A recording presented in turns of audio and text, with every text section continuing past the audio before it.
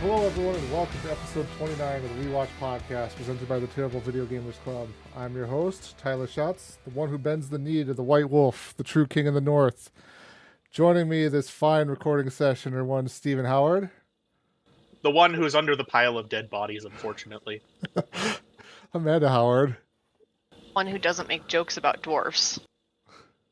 Nick Castillo. We're in the great game now, and the great game is terrifying.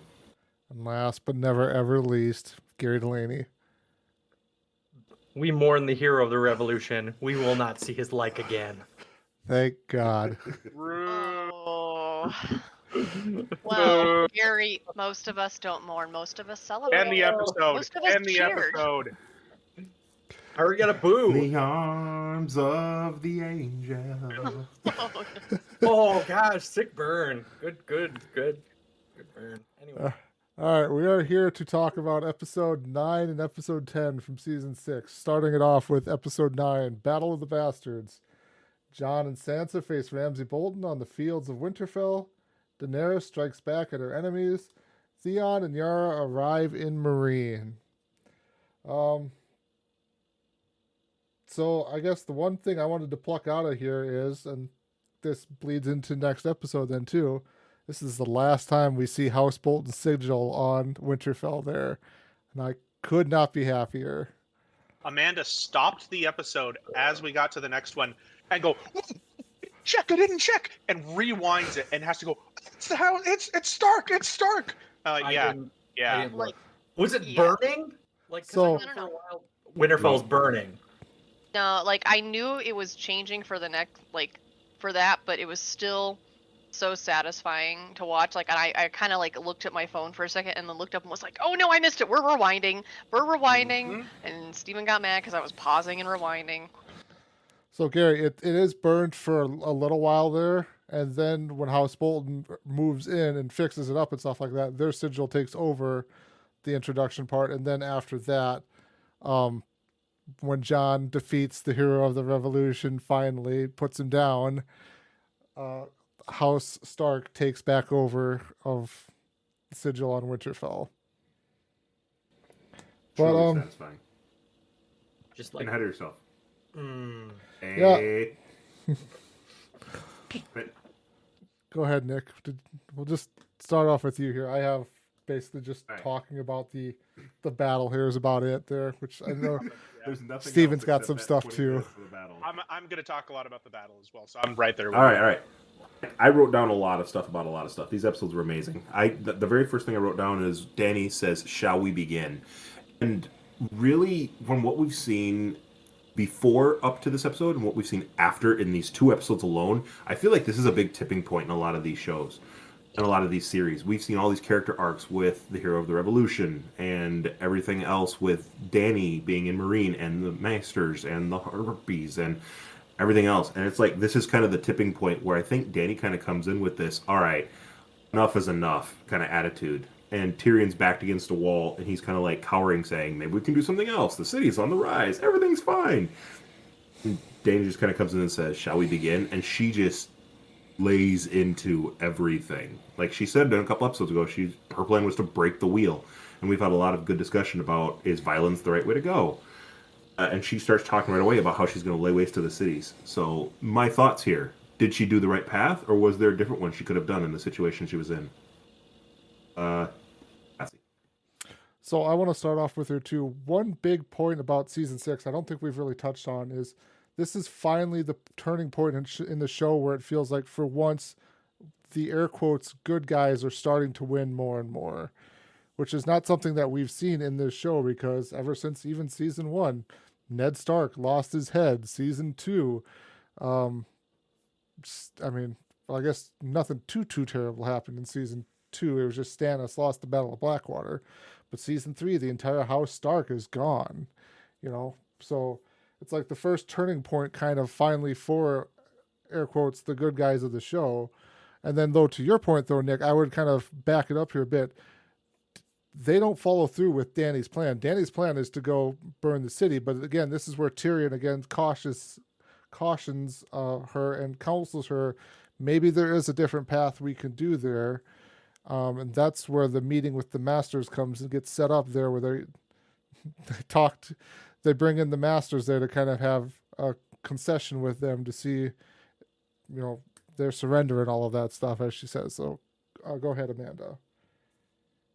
I'm actually really glad that Nick brought this up because that was one of the things I made several notes about. I loved how Tyrion, like, Dany was clearly angry and ready to do stuff, and Tyrion stood his ground and stood her fury. Like, he knows clearly she's willing to do all this. She'll willing to do that to him as well. And he still took the courage to say, my brother Jaime told me the Mad King had caches of wildfire buried through the city. He would have burned the traitors and innocent alike. And she's like, that's entirely different. He's like, it's not. You're talking about burning cities. It's not entirely different. Right. It's literally the same thing. And I did have to wonder how Dany suddenly can control the dragons, no problem. That I can issue for the last how many seasons. But like Tyrion stood that ground. Tyrion won her over with that counsel, with that logic. I also noticed though when Grey Worm kills the two masters, Tyrion like turns away. Like she did take his advice. They went on a slightly different route, but like he still couldn't agree entirely with what she was doing. Nick? Very good points. I also had that little note too about being able to stand in front of her and tell her that she let's just check and adjust here a little bit. I had the one-liner from the Maesters who were standing in front of Annie talking about it's difficult, I imagine, adjusting to the new reality, talking about like we're actually in charge because they don't know her dragons have become as strong as they have. Their only reports were probably from the original Maester in Astapor, when it was a tiny little one that they bought all the slaves, all the Maester or Master? Yeah, Master. Masters, sorry. Be better. Words. Fine. And yeah, so like when he's like, your dragons in the sept will be slaughtered, he's thinking they're like small, manageable little beasts. And there's a scene where they're looking over his shoulder and they're saying, we will accept your unconditional surrender. And you can see this little blip of Drogon flying in the background over the pyramid. And that's when she starts, smarting off to him saying, you must understand me. You misunderstand me. This is for your surrender. And that's when he comes and lands over her shoulder and has this really awesome scene.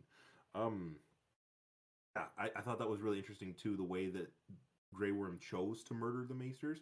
The two that, quickly threw their buddy under the bus are the two that died.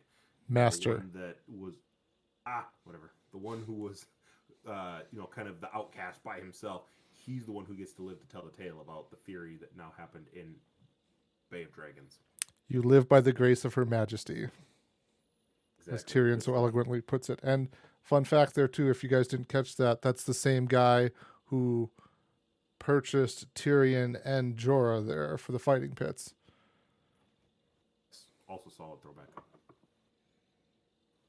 All right, yeah, that seemed to be, that really did seem to be a comeuppance of, I know I complained a lot about diplomacy in the last couple episodes, and this is the one I'm 100% on board with what happens here. I mean, you have a preponderance of power, you go out, a preponderance of power, you go out and you try to negotiate with the enemy. The enemy says, nah, we're going to kill you. You're like, all right, you obviously don't understand the situation. Your ships are burned.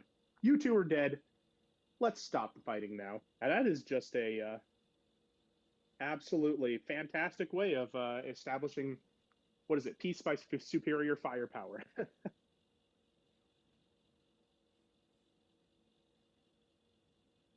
Go for it, Gary. I was just gonna say. Also, you see the Unsullied. You see the new version of the Unsullied.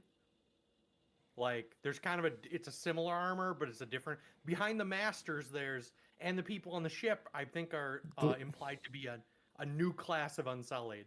Those are just soldiers and stuff like that. They're not really masters. Or sorry, not Unsullied. Those are just soldiers. Well, I don't know. I just assumed do better, Gary. Do better. new wearing class of similar Unsullied because armor. they have similar armor. Yeah, they have very similar armor. I assumed they were different. Okay. I would imply that they're Unsullied. Other people just think they're soldiers. You're all wrong, and we can move on. Beautiful. I love it. Thanks, Gary. Anyway, was it Nick's turn next? It was still Nick, yeah. Okay, cool. After that, I don't know if we still were talking about the Unsullied, but I'm ready to move on to part of the battle now. My next comment. Before we move on to the battle there itself, and Amanda, did you have anything you wanted to kind of cover further? Anything not about the battle? Anything before we not go about there? the battle? I guess still kind of with Danny. I did laugh when Tyrion makes the comment, every person to make a joke about dwarf's height thinks he's the only person. He's talking to Theon, and that's the moment where I'm like, oh yeah, these guys haven't met since episode 1 of season 1. It's been a while. It's been a couple minutes. I did find it also interesting. I feel like this is the most diplomacy I've seen so far from Dany towards Theon and Yara, because she says, like, you know, no more reaving, no more raiding, no more raping. And like Tyrion even says, like, he almost is against it. He's like, well, what if everyone starts demanding their independence or whatever? And she's like, they're not demanding, they're asking. Like, she's very diplomatic in this scenario, regardless of what Steven says. I know she's his favorite character, but it's very interesting. And they agree to her terms. They say, even though it's who we are, like, no more, no more. Thought that was an interesting little tidbit. Like, I think all my other notes are about the our fun battle. I have a quick question on that scene, and maybe this is more for Nick, since you're a little bit more of you remember more of the book than I do. Has there ever been a queen of the Iron Islands before, or would Yara technically be the first one? Yara would be the first. Okay. I was thinking that was the case, but I was just like, oh, that didn't seem right for some reason, but I couldn't place why. I did want to point out as well that the rarity. I don't believe that there ever has been. I have to do some digging and find out, but yeah, no, is my knee-jerk reaction. Okay. I did have some stuff before the battle. I was reading some stuff about characters, Jon and Hunat, in the battle, but it was actually like the parlay before and the night before, so I can go over those. I also hold had, on. since we're on. We're Steven had a point. Did you have a point still, Steven, on that?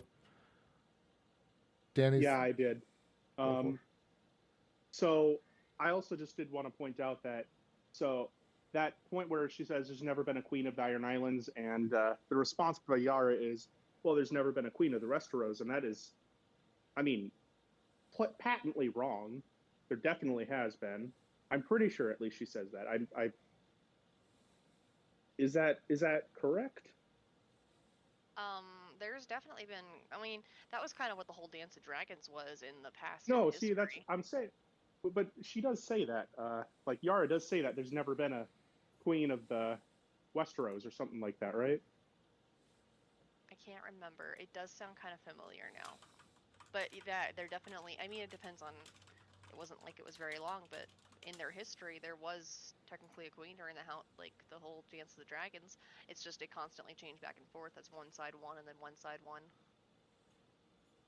Yeah. So no, I heard her say that, and I was just like, whoa, wait.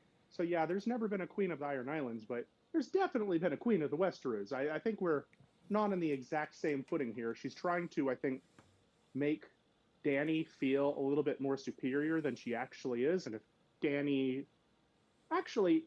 had got to have known that there were queens before her because she'd know her Targaryen history. So yeah, that part didn't make a whole lot of sense to me, as long as I'm remembering the verbiage correctly. I'm going to completely disagree with Steven. Just because Dany's whole understanding of Targaryen history was from her brother, and her brother would never, ever probably tell her anything about women being worth anything. So do you think then I guess Danny is entirely unaware of the Targaryen history. She seems like 100%. Or anything involving women. Like, do you think her brother would like talk about like? I think he'd kind of gloss over that, or he'd probably speak very negatively about it. I do not think it so. But that's also just to disagree with Steven. So, Which is a valid sorry, point, of course. I'll let Steven rebuttal, and then we can go to Nick. no, I don't have too much of a rebuttal. I think that if honestly, that's an okay point. I don't necessarily think that you are wrong, but you're definitely not right. Fair enough. Fair enough. I guess in this rebuttal or this discussion, Dany was born on Dragonstone, and she never met her father.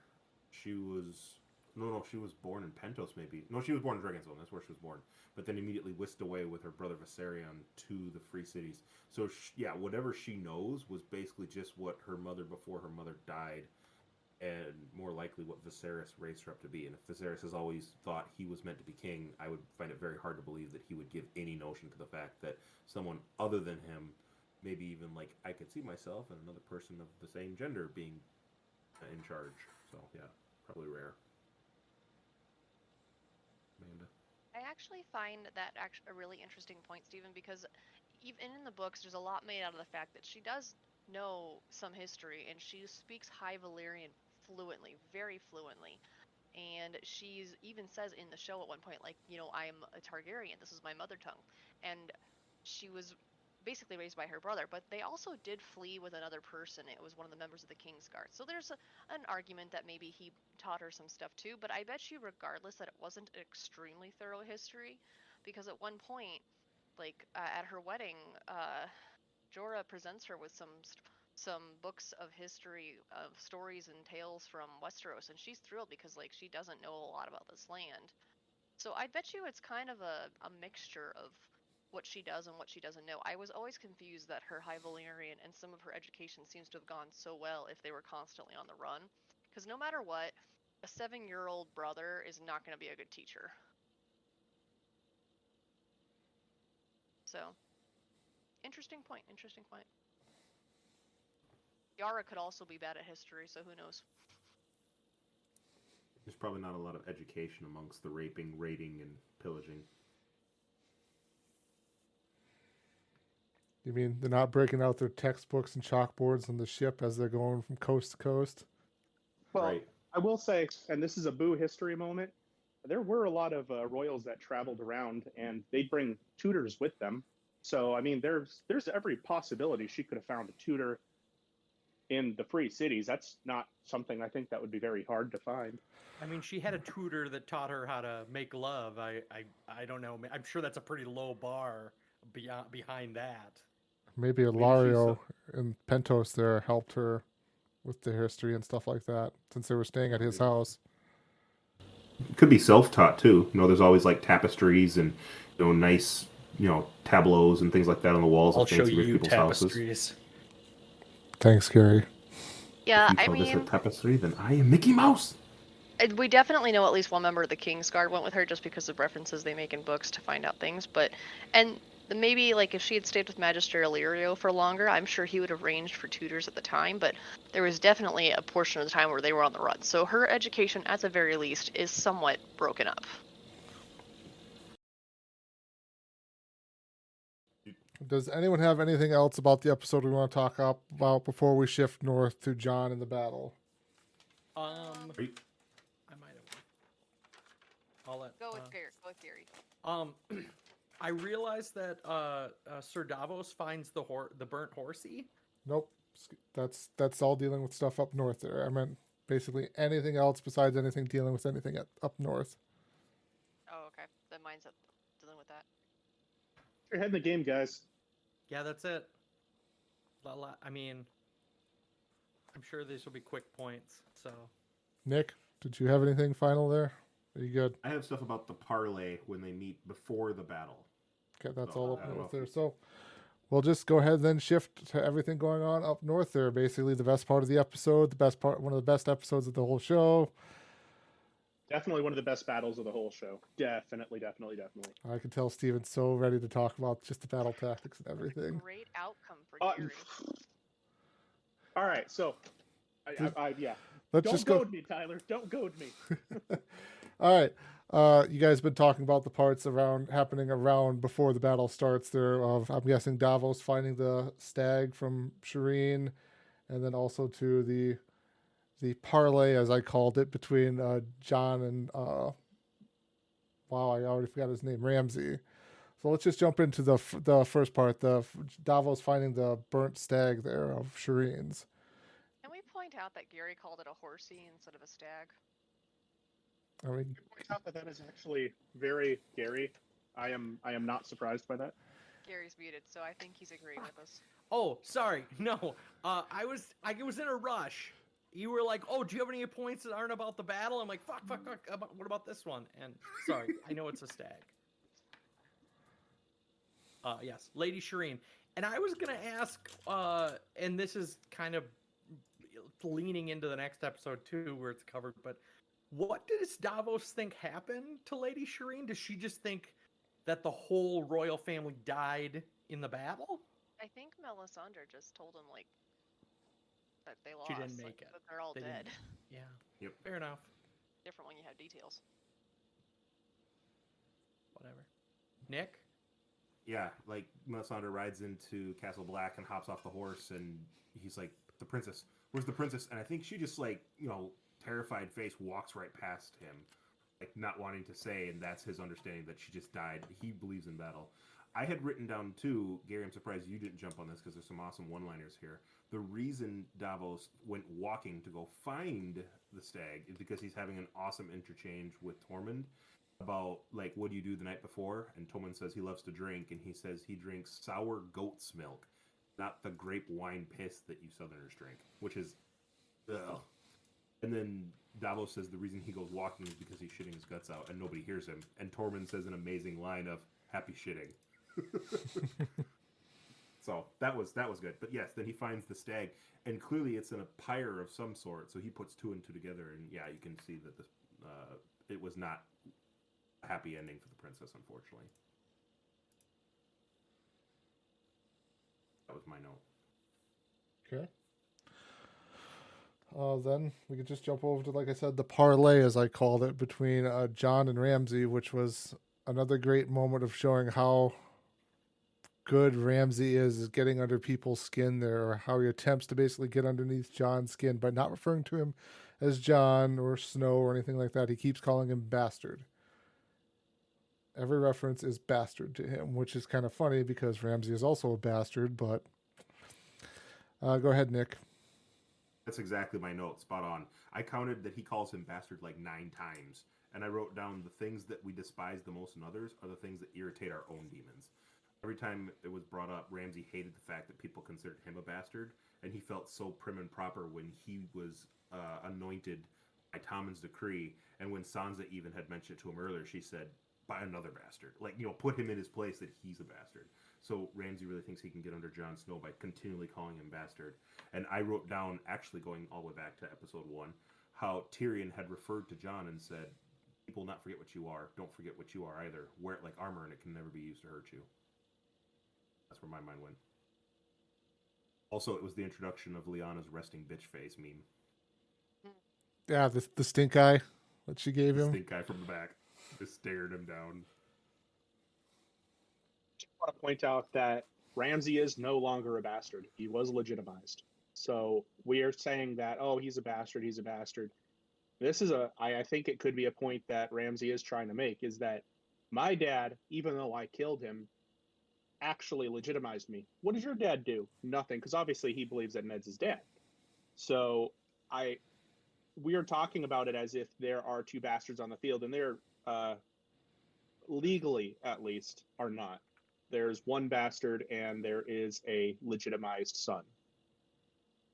I'm going to disagree 100% with Steven, and that is that A full 100%.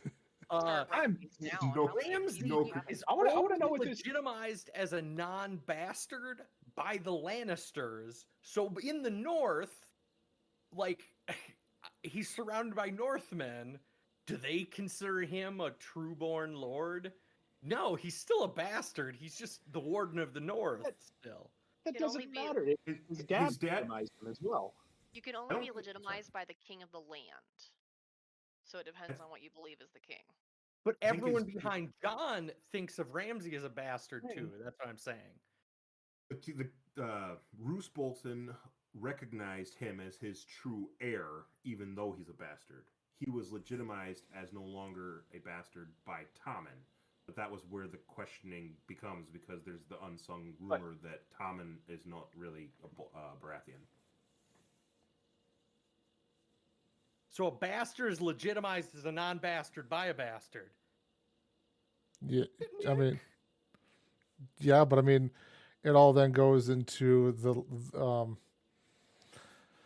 how do I say it? It's basically we are kind of talking about, who do you believe, who do you recognize, whose authority do you recognize, and also too, the power of a name essentially beats out what you can or can't prove there. Because yeah, we the viewers know Tommen is a bastard, but he's still the king of Westeros. He still has the authority to make these things. So I agree with Stephen from the legal doctrine standpoint there, that Ramsay is not a bastard, but I don't know what would be outside of what's the opposite of legally or whatever, but naturally Ramsay is a natural born bastard or something. That's maybe how you say it. Stephen. And I think that also you have the point of, so that natural or legitimization has to happen with the father's consent. So, I mean, Amanda says it's king of the land. I'm not entirely sure that's accurate, but what I can say is that it has to be the father who legitimizes. It can't be the mother, because that's, I mean, how old-timey things work. But he is legitimized. Whether we like it or not, whether the North likes it or not, he is legitimized. Well, I was just going to put a couple points out there, but now since Steven's throwing this gauntlet down, I'll say Steven's wrong 100% if we're going to go there. Yeah, he can be legitimized by the ruler of the land. And I do think Tommen Baratheon, unfortunately, has the bigger say over that, like as far as most of the land is. Like, there's rumors, but it's not there. However, interesting book note here. Before Robb Stark died, he actually made Jon Snow his heir. That's right. Because Catelyn argued it Ooh. with him. Ooh. And he was a king, according to the North. So there's a little bit of argument here. I don't think John was never told this. Steven's shaking his head, but that's okay because we've already established he's 100% wrong. Go ahead, Steven. So that doesn't make him legitimized. That just makes him an heir. There's a difference between being legitimized and being an heir. I don't know if He's he was still a legitimized or bastard. not. Isn't that your I mean- argument, though? Is that if the father recognizes it, then you're legitimized? That's what you just said about Roose. Sure, but the father did not recognize him as a legitimate son. He just made him his heir, and I think that is different. That's why it has to be a ruler, because a parent might be dead. Like a ruler could, if all the heirs die, they may legitimize a non-natural heir to like someone who wouldn't normally inherit, and appoint them the lord or lady or whatever. So maybe the thing is if the father's able to provide consent at the time, he can. Otherwise, the ultimate authority is coming from the king, regardless. All I know is the hero of the revolution's going down. He's also a bastard. I will say I brought us down a little bit of a rabbit hole here, and I think it doesn't have quite as much meaning, but it's definitely Ramsay is definitely irked by the idea of being a bastard. Yeah. One way or another, if he is or isn't, he is irked by it. Mhm. And he tries to play that against Jon, and he does it very good. And that I entirely agree that he's fantastic at getting under other people's skin, and that is a fantastic thing to do before a battle, to make your enemy. This is a Mass Effect quote. You want to make your enemy stupid, so that when he kills his friends or family and whatnot, so that when he comes at you, he's all stupid and he's all angry and stupid, and that's how you kill him. And that's, I mean. Mhm. Go Krogan. Go Krogan. I also think another part of mastery of that is like the more that he says the word bastard, these words at this parlay are going to be repeated for everyone across the land to hear. Like the more he says that, it doesn't matter as long as he reminds everyone that they're a bastard. Like bastards are so untrusted and so looked down upon that like it gives him more legitimacy regardless. Yeah, the slander of it, right? We can keep talking about the bastardness if we'd like to. I also had the highlight on there that Jon was willing to fight in the place of his friends. Just one of us has to die, right? Not both of us. And it highlights that Jon is always willing to put other people under him before his own safety. Whereas he said, "I wonder, will your men be so eager to fight for you when they learn you were not willing to fight for them?" And it just highlights, how Ramsay's so proud of his numbers, but he doesn't have the love and support that Jon has for his folks. I wonder if that's also a tactic before the fight to demoralize his army. That's exactly what you said. Will your people be as willing to fight for you, knowing that you won't fight for them? They won't. I mean, it's and I'll get to this. You have a Machiavellian thing going on here. Is it better to be loved or hated? And this show comes down on a side there, or loved or feared, and it comes down on a side. And I think this is the start of that, and I'll get into that later because why get into it now? We don't know who's going to win, right?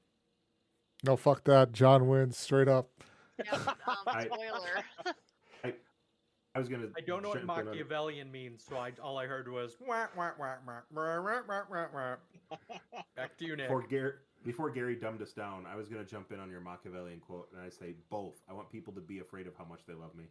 Thanks, Michael Scott. You're welcome, sir. I had a direct tie-in from that, since we were talking about this interchange, into the tent scene later. Can I move on from the parley? All right, thank you. Yes.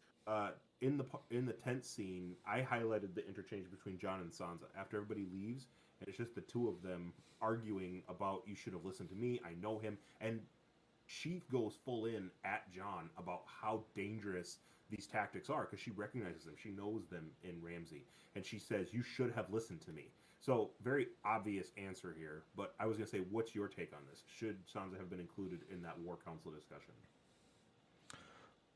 So, like, from the basic premise of it, I agree with Sansa. Like, she was there behind, with the enemy, essentially there. She was living, unfortunately, with Ramsay. She was part of all of that. She knows him. But it felt like she went about it basically the entire wrong way of trying to bring this up, where it was just kind of demeaning and talking down to Jon about all of this, which is, Jon, I mean, not to put Sansa aside, but like Jon's got a lot of other stuff to be thinking about the night before a battle here.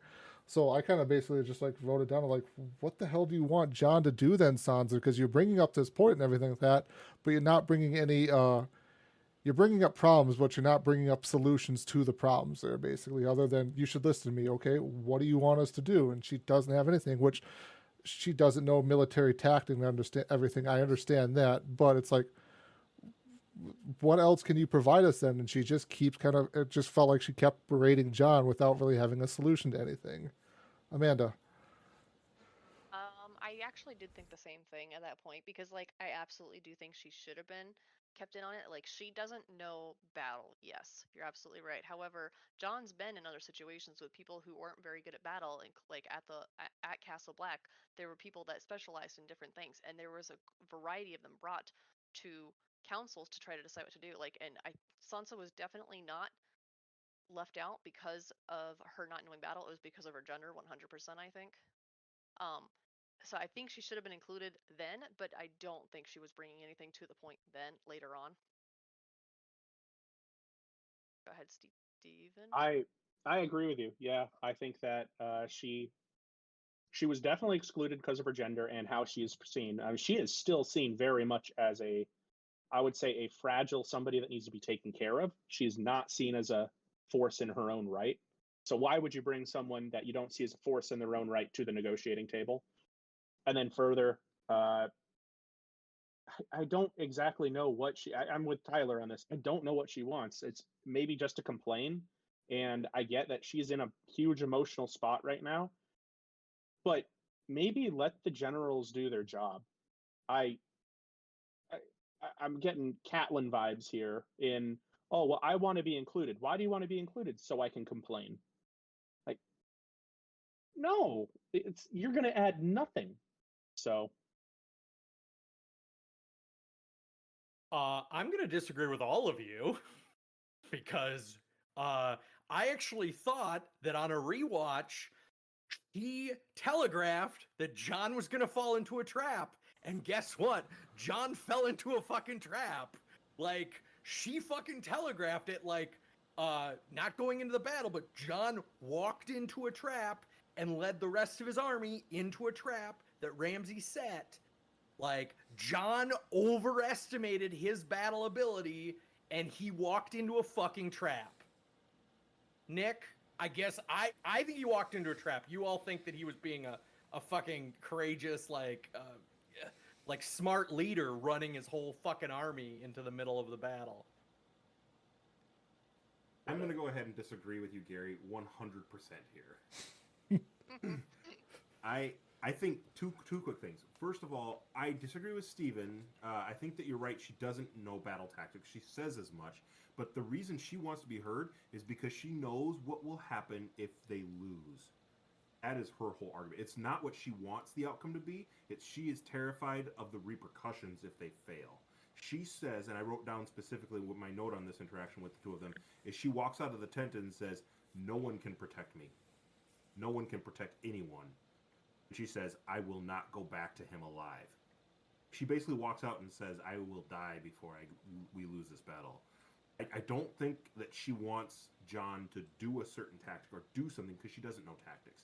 But she wants to say something, wants him to do anything. She says, don't do what he wants you to do, which obviously he gets upset at her about because what the hell does that mean?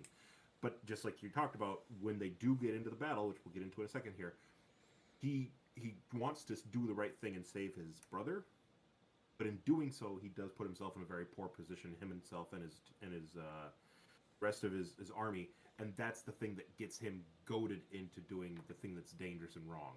And so, yeah, I don't think that she wants to complain. I don't see Sansa as a complainer. That's who she used to be when she was naive. Now it's just she doesn't want to face the repercussions again. And I say this cautiously. Gary has a point. Gary does have a point. Like, she did say, like, there is a trap, he's got this. Like, she knew him. However, she didn't have enough detail, and they didn't take her seriously to be able to communicate that idea. Like, she did tell him, don't walk into a trap. Well, that's not enough detail for them to do anything about. On the other hand, they didn't take her seriously to consider maybe there actually is a trap. And then my other thing I was going to say is, I wonder, because to me, she wasn't giving him anything to go off of, and I wonder if this is just a thing of, I've ranted to Steven before about whenever someone tries to write any kind of strong female characters, a lot of times writers aren't they're not good at it at doing a variety of them, so most of the time they try to make them seem strong by making them angry or just complaining, as if they're smart. Ooh, interesting. And I see it again and again in a lot of shows, is like they'll try to make them sound a strong character by just being like, well, they're the one that's angriest and yelling at you because you did it wrong. That is not, like, there's just not a variety of enough of female characters out there for them to see how to write them. They can be smart and strong without having to flaunt it to everyone's faces. So maybe it's poor writing in this case. Go ahead, Steve. All right. I want to point out that there is a trap, and a trap on the battlefield set by the enemy commander? Who would have ever guessed someone would try that other than every battle that's ever happened in existence? So no, her saying there is a trap isn't prescient. It's not foresight. It's what happens in battle. I mean, she's adding nothing to the conversation by saying there is a trap. Yeah, of course there is. What do you think he's going to do? Just try to come in and not be clever, just bulldoze over? So John made a plan. You remember he made a plan, right? His plan was not to fucking charge forward, and he changed the plan. Changing the plan because they're goaded is falling into a fucking trap. Also, did one of them say that Rickon was dead? Did somebody say Rickon was dead either way? I think it was Sansa. So Sansa's double right. One, he fell into a fucking trap. Two, Rickon's fucking dead. Like, you just give up on him. He's dead. Okay. What I'm trying to say is, I'm not trying to say the point that there is a trap. There was going to be a trap, regardless of this was the trap or there was a different trap. That's how strategy and tactics work. You try to outsmart your opponent by making better moves than them, and this was a good move. Telling someone, hey, be careful, your enemy is smart and they're going to use traps. That's not helpful. That's not helpful and other than saying, hey, be careful, your enemy has a spear. He might stab you. Oh, well, thanks for telling me. Now I'll definitely aim not to get stabbed. It doesn't add anything. It's not helpful. And, okay, you are right about the Rickon part, but obviously we all know Jon was going to do that one way or another. That is a trump card that the hero of the revolution had, and he was going to play. Should Jon have planned for it? Yes, especially if Jon knew that he was alive. But this, by saying there is a trap and thinking no further into it, not saying Rickon is going to be the trap, you need to come up with some plan to deal with Rickon, she's not helping. She's not helpful. I wanted to touch just really briefly. I had a small point about the pragmatism of you can write him off and just say Rickon's probably not going to live long, which is what Sansa says in the 10. But the next morning, when you see Rickon running across the field, of course Jon's going to be the fool who thinks that hopes that that's something he could actually turn into a positive and save him. So, yes, it is a trap. Yes, he does fall into it because Jon knows nothing. He's going to try to do the heroic thing and save him. Not for his own glory, like I said, putting the safety of his friends and family before everybody else. So that's, you could say, yeah, he's going to die. But seeing that there's a small chance he's going to run free across the field, that's enough to maybe think that he has a hope. Amanda? Nice tie-in there for Jon Snow. I love that, Nick. He does know nothing. I think that's a good point. I would also argue, Stephen, cautiously, because I know that you are a lot more versed in battle tactics than me, but I would argue that there are various, people do have different kinds of tactics. There are plenty of people that are just going to always line their people up and just send them in to fight. There are commanders that are more likely to do traps. And I do wonder if Jon's also discounting Ramsay because he thinks of him as a bastard as well. Maybe he's not taking it as seriously.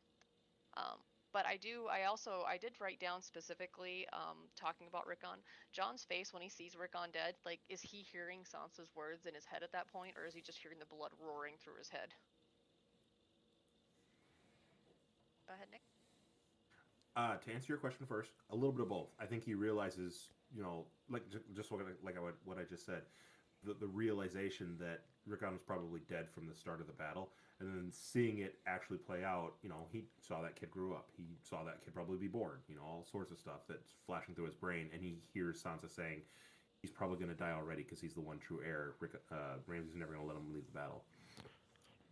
I lost my other point. Even. I will say, just going back to the tactics thing, just because their commanders have different styles and different, philosophies going into action does not mean that they do not try to resort to trickery on a regular basis or try to resort to solid tactics. And I'll get into a couple things that just don't make sense to me in this regardless, but he had to have expected some form of trap or some form of deception. It doesn't have to be, it's not going to be obvious. It's not going to be what you're planning for. And so you have to kind of try to plan for everything. And my point is by saying, hey, be careful, there's a trap, or you didn't listen to me, there's a trap. Again, the sword is sharp. Yes, we know. The option is, how do you avoid it?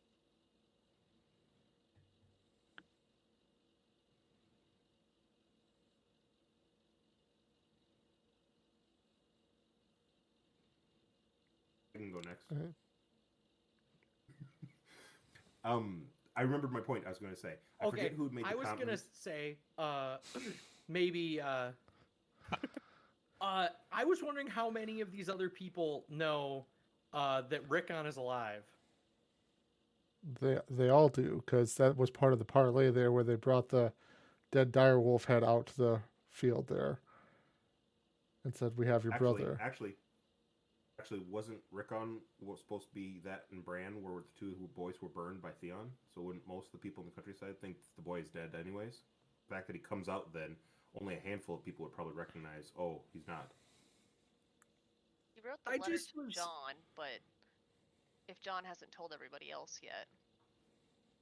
I just was questioning this. If you're a northerner and you see Rickon Stark, the last, like, heir of Ned Stark, walk in front of you right before a battle, like, nobody thought, like, hey, are you sure we're on the right side? Like, I realize that guy on the other side of the field, he's a bastard, and the other one's a woman. But there's a man right here that could be the Lord of the North. Are you saying that they should have had a "Are we the baddies" moment? Yeah, like, are we the bad guys? Like, but seriously, that was my, like, it caught me on a rewatch of, like, does no one know who this kid is? Like, and if they did, they just let him die? Like, anyway, that was all I had. I guess, Nick, I don't know. You're a terrible human being. Is my first point. Clarification here. Yes, they probably did have. Yes, they probably did have a moment of clarity, asking if we're the baddies. But also remember, Ramsay rules through intimidation and fear. Are you going to be the one guy who steps up and says, "Excuse me, Mister now legitimized quote unquote Lord, are you actually going to kill this boy?" No, no one's going to step out of line. Rank and file do that. My point I remembered from earlier was that I forget who had made the comment. It was when we were all really getting heated there for a second. Was somebody said, John's going to do what he can to try and win this battle. I don't know if John's going into this thinking he can win. I mean, I think that he's going to hope against hope that somehow he pulls this out of his backside. I don't think John is going into this thinking he's going to win. When, we can get into the whole battle itself, because we're still just like talking about the beforehand stuff. But when he stares down with that sword at the charging horde coming at him, I think it's acceptance. It's not bravery thinking, all right, I'm going to do what I can and take out who I can with me. He's just like going into this battle thinking, I'm going to do what I can until I can't. That's my other point. That's all. I don't think he thinks they can win. I am the shield that guards the realms of men.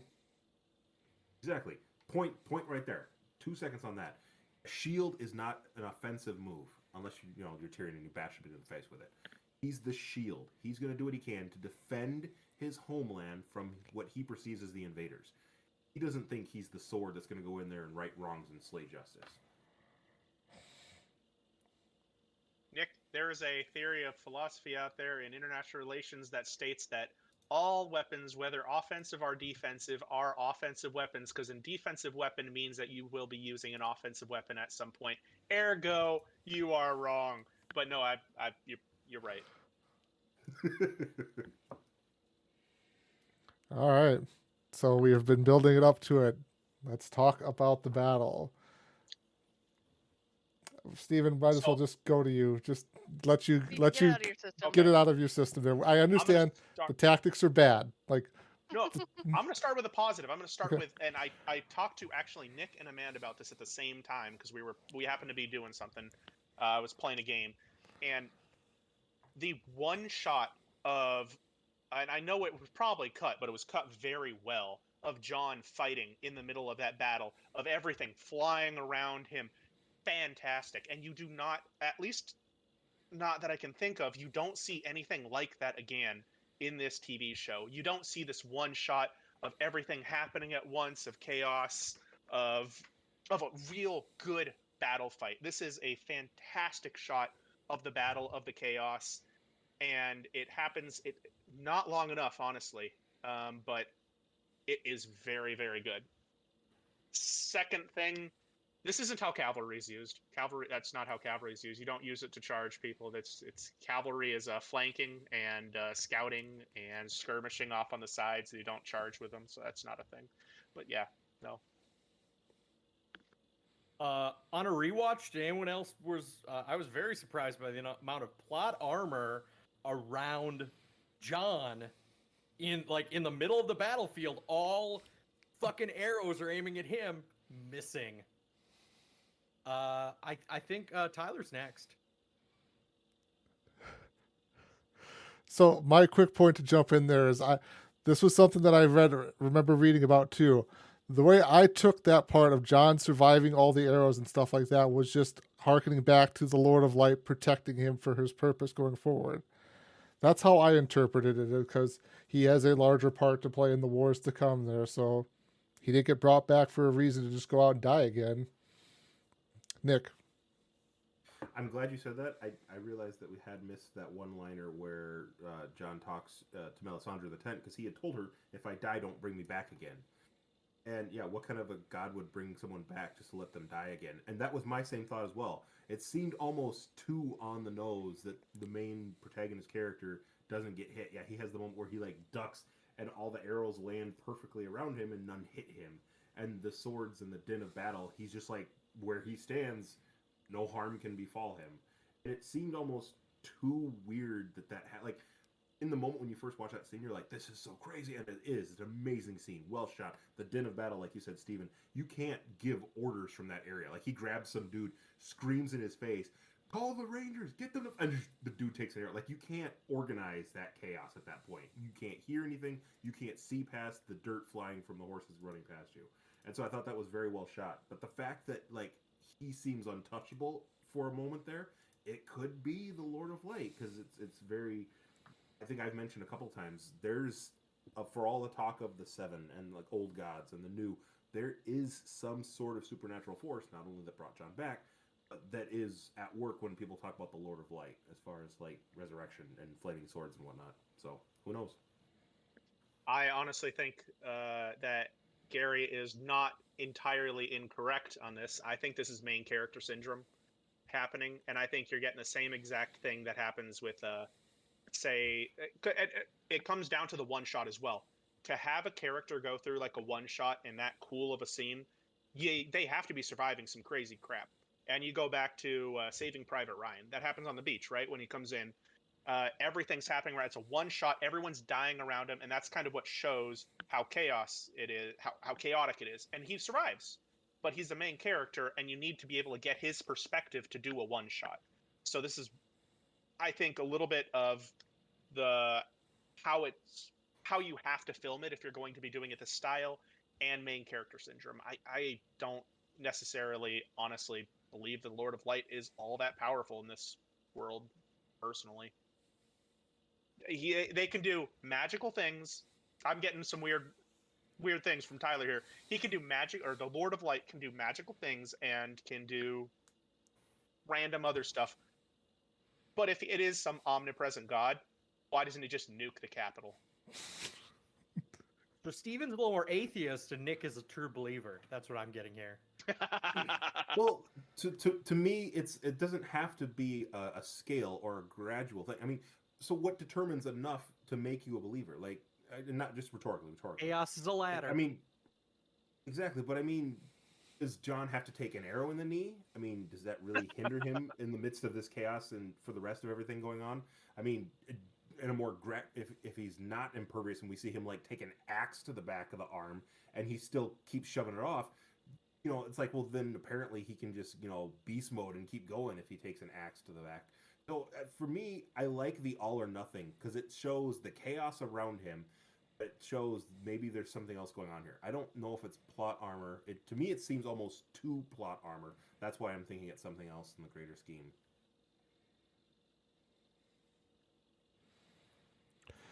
What was it there? As far as so the initial plan, from what I remember of Davos talking about, the initial plan for the battle at the table was for them to basically stay put and let Ramsay charge him, and then kind of dig trenches to cut off their flanks. Obviously, that doesn't go that way. Steven? No, I have a question with that. They have, I'm trying to remember the makeup of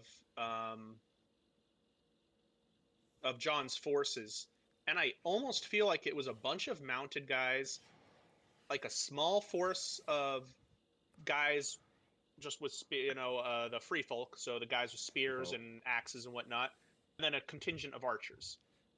How are they going to stand, if that is the correct strategy? How are they going to try to withstand that? Because, as I said about cavalry, it's good for like 3 or 4 things. skirmishing, flanking, reconnaissance, and general mobility sort of stuff. But defense is not something that is particularly good at. So I don't entirely understand why that strategy was chosen or why they would have encamped with those soldiers if that was a strategy. They did have the tree line behind them when they first kind of emerged, so maybe that was their deterrent against the cavalry, that they could fall back into the trees. But they You have can't no. What I'm necessarily saying have is they have the cavalry. John's forces had the cavalry. That's why you see that massive cavalry charge in Yeah. both things. So why bring the cavalry if you're not going to be attacking? Or Go why force? keep it? Especially why keep it up front? Why not? And I'll get to this as well. Why not keep some form of strategic reserve, which Ramsay uses? You have these massive fights going on, and Ramsay uses strategic reserve in the back to then come around and encircle John, and that's good tactics. But where's John's strategic reserve at that point? What was his plan for that? Quick rebuttal, and then I'll let you. You should. I'll let you go, Tyler. Ramsay has the Karstarks and the Umbers, or a couple other houses in the north, trained lords at his side who know battle tactics. Ramsay might not be a great lord commander for battle strategy. Maybe that's just something that like the others are guiding him, and this is what you should do. I mean, heck, he's got all the trained soldiers from these other houses as well. Maybe he just said, stand here, and they naturally formed up rank and file and knew what to do because they're trained foot soldiers. Whereas John has only ever fought with free folk, so he's like, stand behind me, look threatening. And they just kind of did that. Maybe not necessarily John's strategy looks piss poor, it's just that's the only strategy he knows. Tyler. Also, fatal flaw in John's tactics there is they've got a giant that they don't give a tree to, like a tree trunk or something, to sit there Right. and swing that Oh thing my around. gosh! Like Or he did- rocks. Just have him fucking hurling rocks like a goddamn catapult. Yeah, Well, like that he was did a to the BA, White Walkers man. there at Hardhome. Mm, Gary, you're muted. you're still muted. Does he have any weapon at all? He doesn't have No. a sword, a stick, No. anything. No, 'Cause even, he like, just when they're roars and surrounded- runs forward. Yeah, when they're surrounded by the phalanx and stuff there too, it's like this is where a big club would come in handy to just go whoosh Yeah. right through the. Right? Like literally hold the tree trunk, run forward, and you just plow a hole out the back so that Yeah. your troops can get out from the circle of death. Yeah, that would have been Tragically BA. misused. Tragic misuse of a giant. Exactly. And then I mean I don't know how much more of the actual battle middle part there to talk about there. It's a nice cool shot of like when John is crawling his way, like John has basically been ran over by his own army, and then he has to crawl up through the group there to try and get air because he's basically suffocating down there. So it's a nice aerial shot of that. Yeah, As I actually. Oh, sorry. I was just gonna say, it's basically as the battle seems like it's turning in favor of Ramsay there. And that's when they all get crushed together in that one spot too. I thought that was absolutely a brutal visual, and it was fantastic at the same time. And that is something that I do agree again that the show does a good job of. A small force, well, positioned to encircle a larger, well, at that point it almost looks larger force, and crush them all together. And that's, I mean, I won't go too far into that, but it's a fantastic shot. I agree. Mm-hmm. Also, before the Phalanx thing, I would point out that I think it's supposed to be noted that Ramsay is willing to fire arrows on his own people. Yes. But Sir Davos, who technically is in command of the archers, not necessarily John, but Davos is unwilling to fire arrows that might hit his friends, his colleagues. So I don't know why Nick counted. has 5 up, but I'm going to call on Steven. I counted 5 times he shot volleys. Well, yeah, and I entirely agree with that. Is a fantastic showing of how much one cares about their force and the other doesn't. Also worth noting that Ramsay's troops do as he says. But also to Davos's point, maybe he should, instead of charging into the melee, maybe he should move his archers forward into the range of maybe like the back ranks or a little bit further back of Ramsay's soldiers so he can shoot over his own men instead of just charging in. maybe that would have been a good idea. He's not a battle commander. He's just a former pirate. I know. One thing to Smuggler. note too is when they're shooting arrows, they do knock, draw, loose. It's Mhm. gonna come into play later on. Just remember that little pin there. Trust me. And then I guess Sansa and the Knights of the Eyrie show up at the end of the battle there, basically to save Jon. The Knights of the Eyrie have finally joined the fray, basically, of war, and there's Littlefinger sitting right. next. Littlefinger is also sitting next to Sansa there on the horse as they're watching. Basically, the Knights of the Eyrie just turn the tide and save Jon and everybody else. Nick. When we saw this come out, it only came out like 1 week at a time, and I think I had lost the connection there that she was the one who sent a message out to Littlefinger saying, "Will you come join us?" Because even then at the tent the night before, when she's arguing, we should wait, we should hold up, we should do something different. Like she already knows potentially Littlefinger may be coming with the Knights of the Vale at this point, and she doesn't say anything to Jon, which would have been total game changer. Oh yeah, well shit, let's just stall as much as we can in the morning, and then maybe in the afternoon we can charge into our gal. So that was How really many interesting. lives And could have been saved there if Jon had known that information? right, I missed that when I first watched it, but here you can see the connection, and just like that, you go back and you think about it, like why didn't she tell him that? Steven. That's a good point that comes up though in the next episode. If we wanted to save it till then, the discussion till then, but go for it, Okay. Stephen. I was going to say, I think this is also a good representation of how a small force at a perfect timing can change the course of a battle. And that goes to show through history. And yeah, the Knights arrive just in time, throw Ramsay's forces into chaos, and win the battle. And it almost seems like, as I'm watching it, I almost want to go, oh, of course, that the small contingent shows up and they win just heroically, blah, blah, blah. And that's a real thing that happens in history. So I had to kind of stop myself. That is an accurate portrayal of how reinforcements would change the course of a battle. That top-down view of the horse-mounted cavalry charging through the Phalanx. contingency troops there. Thank you. Gave me total Fields of Pelennor and Theoden's charge. Yeah. That's a Lord of the Rings reference, Gary, just so you know. It's a fantastic Lord of the Rings reference, Gary. It is the best scene in all of Lord of the Rings.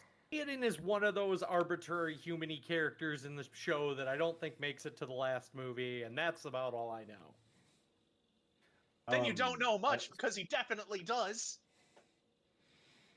So, continuing on with this show, I also have the note here, 1-1, the last giant falls.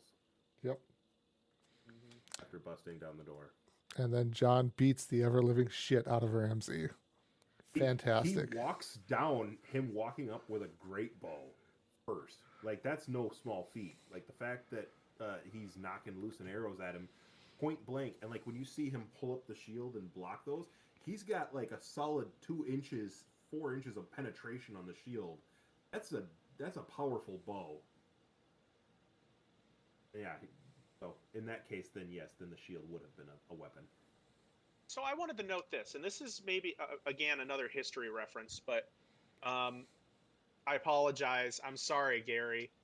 But every time you see Ramsay actually fight, it is with a bow. He never fights sword and shield or axe and shield, mace, whatever. Right. He's not a melee combat. He always uses a bow and arrow.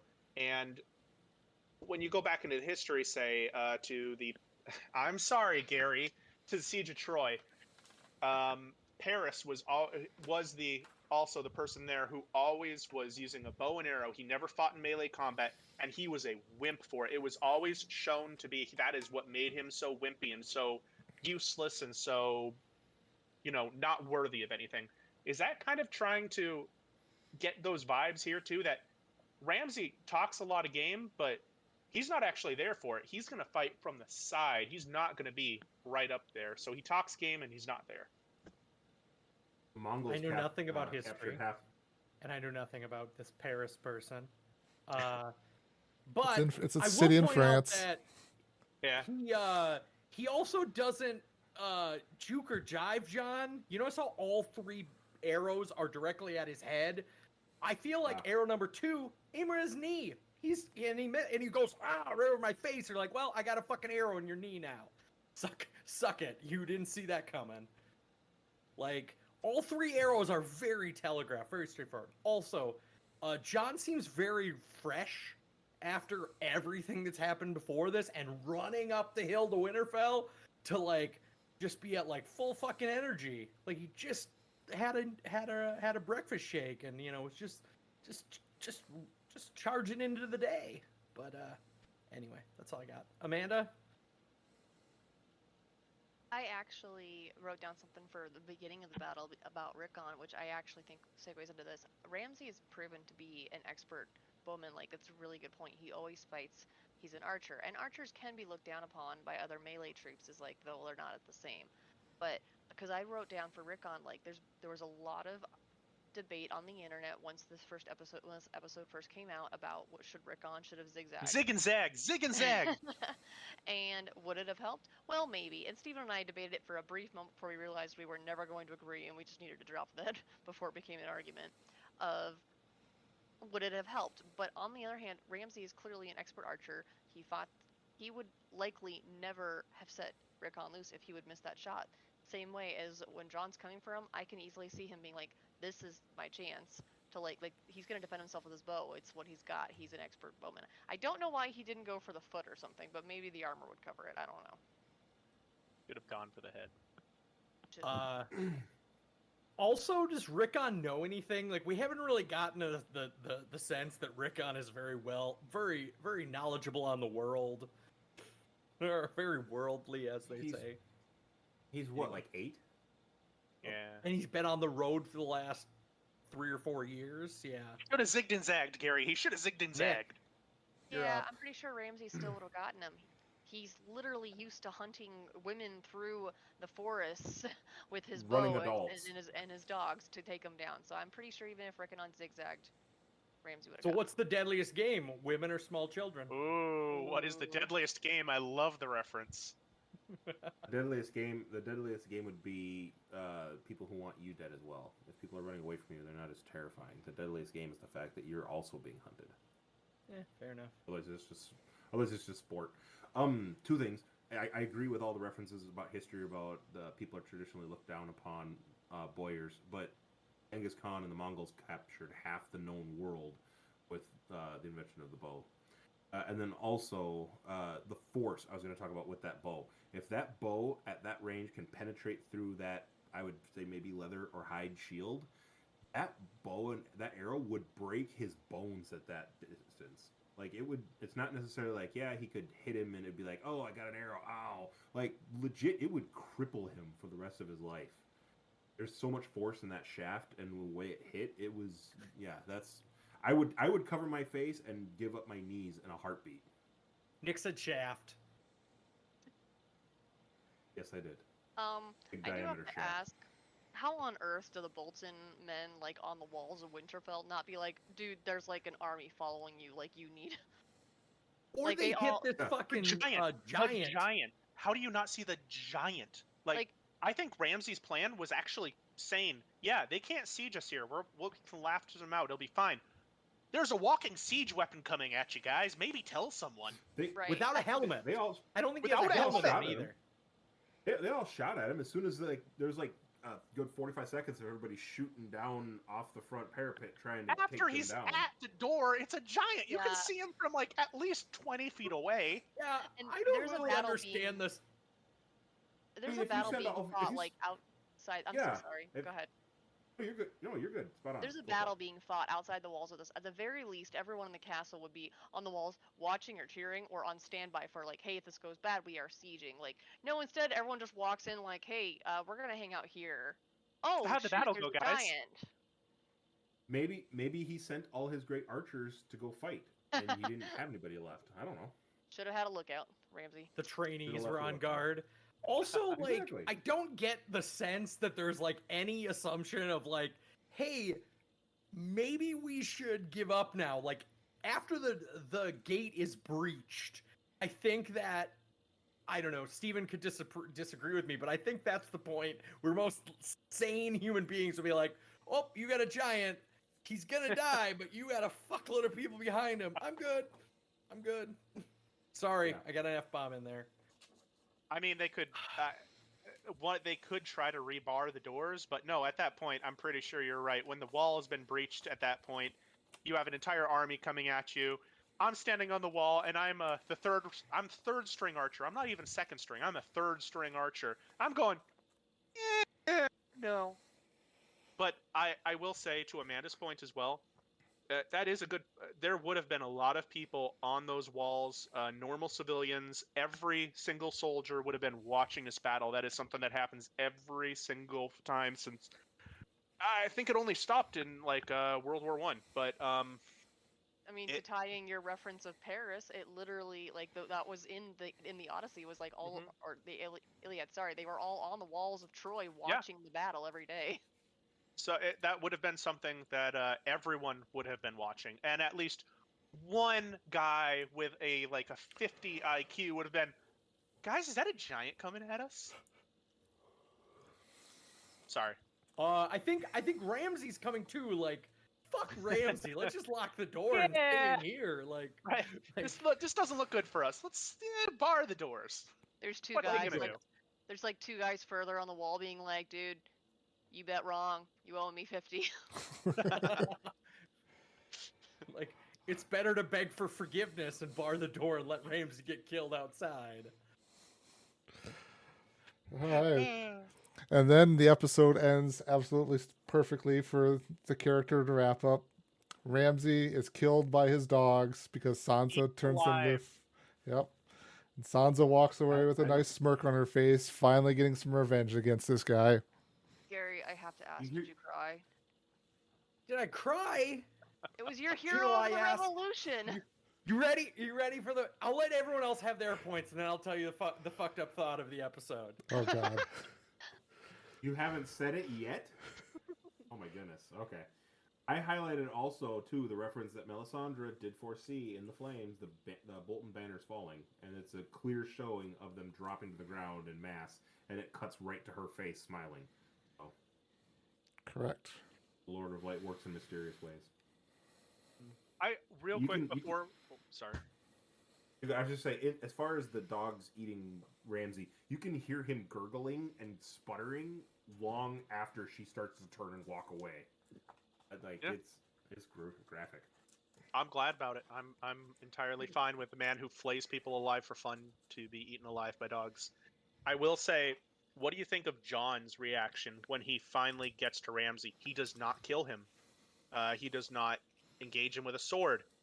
He goes fisticuffs, punches him, It's personal. beats the crap out of him, but does not kill him. That's I because don't know, I think Sansa he may walks have up. If he got, yeah, Sansa's the one who stops him. I think he may have kept going. You can punch somebody to death.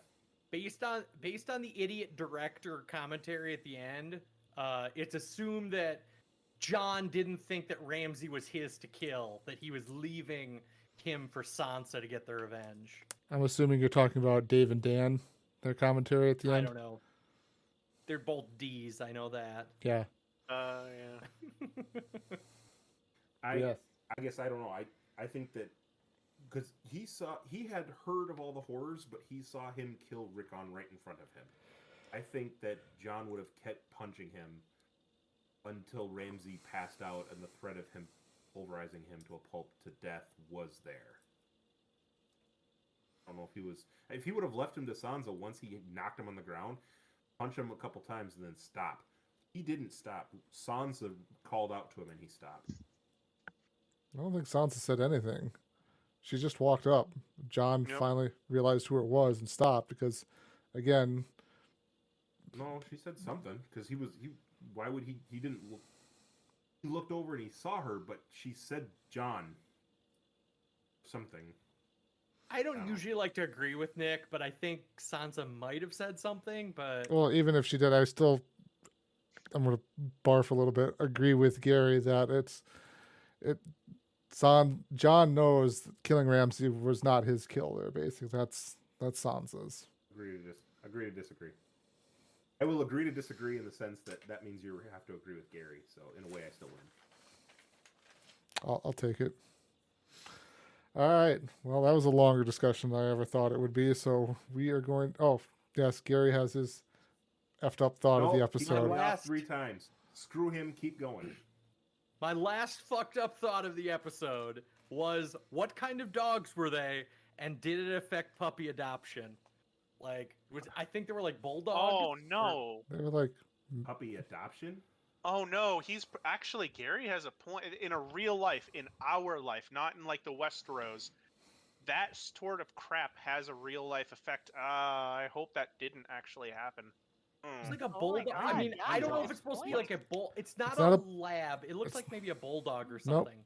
it would be like a pit bull, or I think there's something called like a mastiff or something like that. That's just a A big, mastiff. Yeah. yeah, that's just a big dog. Mastiffs are big, but yeah, I think it looks more like a boxerish bulldog type thing. Boxer makes What's But the, anyway, what's the adoption thing? I'm missing something. So- after someone sees a dog that could literally eat you alive if you forgot to feed him for a week, would that maybe reduce your likelihood that maybe you don't want a dog?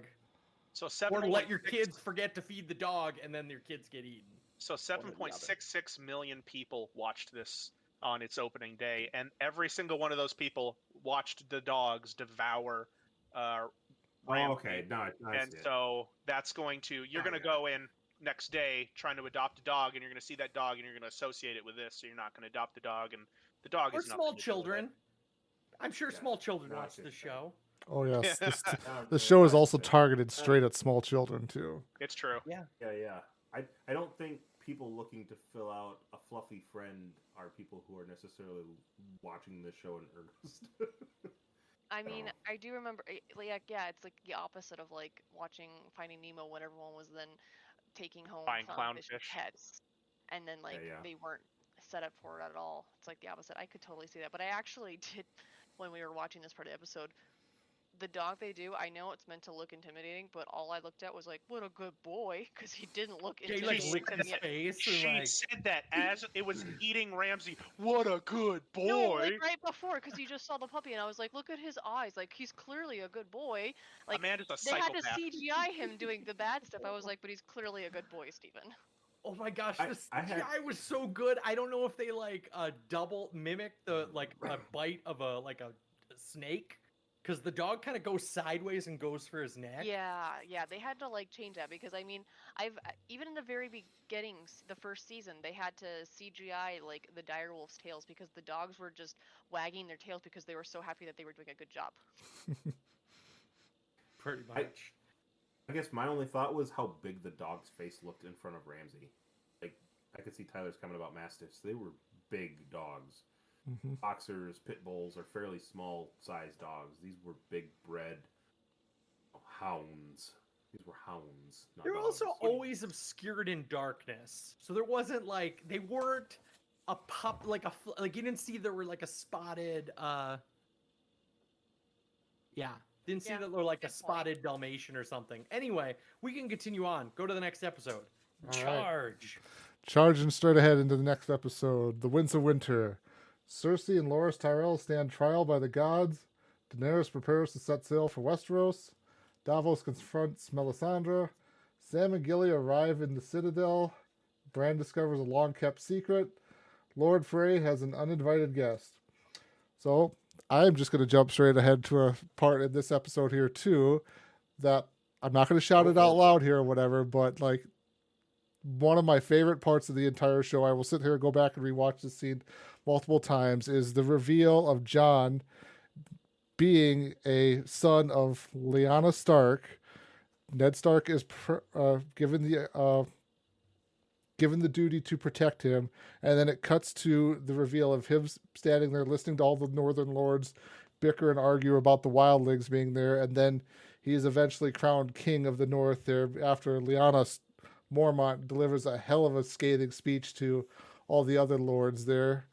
And it's just one of those scenes, I think, that they just do it so right. It's just the music hits perfectly. The yelling and screaming, King of the North stuff or whatever, it's just so good. Like, even just cheesy thing here of like I stopped I paused the episode when this part was coming, grabbed my sword that's behind me here, went back into my living room and sat there and just held it up in the air as they were screaming that stuff there too, because it's like I said, it's one of my favorite parts of the whole show because there's just so much behind this scene here, because John is now given a place front and center where he's now being recognized for what he is, where all his life he dealt with he was a bastard. Also too, like one of the biggest reveals in basically sci-fi history or fantasy history kind of at this time was Jon Snow's parentage is at least Lyanna Stark, and we can all make the connection that it was probably Rhaegar Targaryen too, which is why Lyanna Stark was there in Dorne at the Tower of Joy. Also, apparently, that reveal is the reason the Double D's got the job. Yes. Yep. I remember that. George R.R. Martin asked, "Well, oh, you've read my books. Who do you think John's mother is?" And that was the question that made him decide that the Double D's are gonna, be the showrunners. Stop calling them Double D's. It's better than D&D. We don't need to tarnish that thing anymore.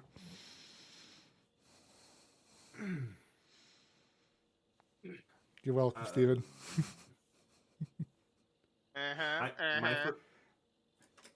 I'm going to talk about the whole build-up and foreplay that happens with the Sept, because that whole stuff is just insanely good. The first opening shot is on the Sept. That's the very first thing you see. Not just that, like, that's where the trial's going to be, but Cersei's at a great distance, just staring out at it. Like, if that's where she thinks she's going to go die, she would be terrified or not want to go look at that place. But she's, like, just intently staring at it. And so, right off the bat, knowing now how this episode ends, or what happens in this episode, I highlighted that right away. Also, the bells are going off in the Sept. So a little foreshadowing of the terrible atrocities that happen when the bells go off. I highlighted there's almost no spoken words in the whole first 5 minutes of this episode. And there's some music is just slowly rising to crescendo, and it's just amazing. I love that music, that piano music, just beautifully done. Continue. Beautifully done. I highlighted, just kind of fast forwarding through some of the stuff here at the Sept and some of those conversations. At first, Marjorie calms her father from her father trying to jump down and interrupt the service by saving Loras. And she says, "Faith is the way, father." And we see the inverse at the end of that, where Marjorie is the one who's trying to break up the service, and she's being restrained. Also, in my mind, I had thought the doors to the Sept were locked. I did not remember that the individual Faith militant came over and blocked them from getting out. Like, that maybe she might have had a chance to get out. I thought in my mind that the doors were locked somehow, and they were screwed from the moment they went in there. You're thinking of the movie The Patriot with Mel Gibson? Wow. Ironically, there's a lot of similarities between this scene and The Patriot, but we don't need to go into that amazing movie. Also, not ironic. Also, that part of the movie took a huge amount of flack in most places, because that atrocity was actually not committed by British troops. It was committed by German troops in World War II. So, more you know. Anyways. I thought you were talking about the Sept. You're talking about the Patriot, aren't you? I was talking about the Patriot, yes. I apologize. Don't encourage him. Battle tactics focus here. Yeah, don't encourage him. Focus. No, so I was actually... I don't think, even if she got out, that was such a big explosion. There's no way she would have escaped that.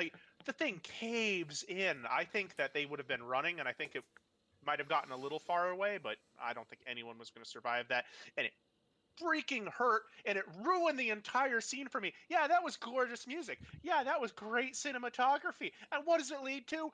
One of my favorite characters dying. Thank you very much. Who? Good day, sir. I said good day to you. Marjorie. Favorite characters? Marjorie. Oh, Marjorie. Oh, Marjorie. Yes. I was curious. And I assure you that this part of the episode did not go by without Stephen mourning the loss of his favorite character out loud. He was very vocal about it. But the very first time I ever watched this episode, we were watching with a friend, and she had already seen it, and she when we sat down to watch it, she said, "Okay, guys, so here's the plan. We're gonna watch for a couple minutes. We're gonna say, oh shit, and then we're gonna have to we're gonna pause it and take a break for a bit because you're gonna need it." She was right. Oh my gosh. And even on a rewatch, every time I ever see it, it still does the same thing. At the end, you're like, "Oh my god!" Like, I do wonder if like Steven's got a good point. It's a major explosion. I don't think they would have made it out of it at the speed they were moving, but it's still haunted by the injustice of like Marjorie Tyrell is smart. The High Sparrow should have listened to her. At least tried. I did highlight that you can see his understanding slowly coming to before the explosion. Like, he's like, "Oh, nonsense," and he scoffs back and forth. But then, like, as they start thinking about it, he starts looking around at all the people. It's like, "Oh shit, everybody important. All the major players are in this one room. I brought everybody together." Like, he starts to realize it just far too late. I will say here too, yeah, he actually here to touch on the music part too, and even to broaden it out here a bit. The music for this entire episode is just fantastic. There's just different points throughout the episode where you can just hear the music in the background, and go, "Wow, this is just amazing." But yeah, it's definitely the High Sparrow's own hubris comes back to bite him in the ass, and everybody else there basically blows up in his face, as I made a reference to many episodes ago. Because he didn't even fathom that Cersei would have the thought of like, "I'm not going to show up to the trial because I'm just going to blow you all up.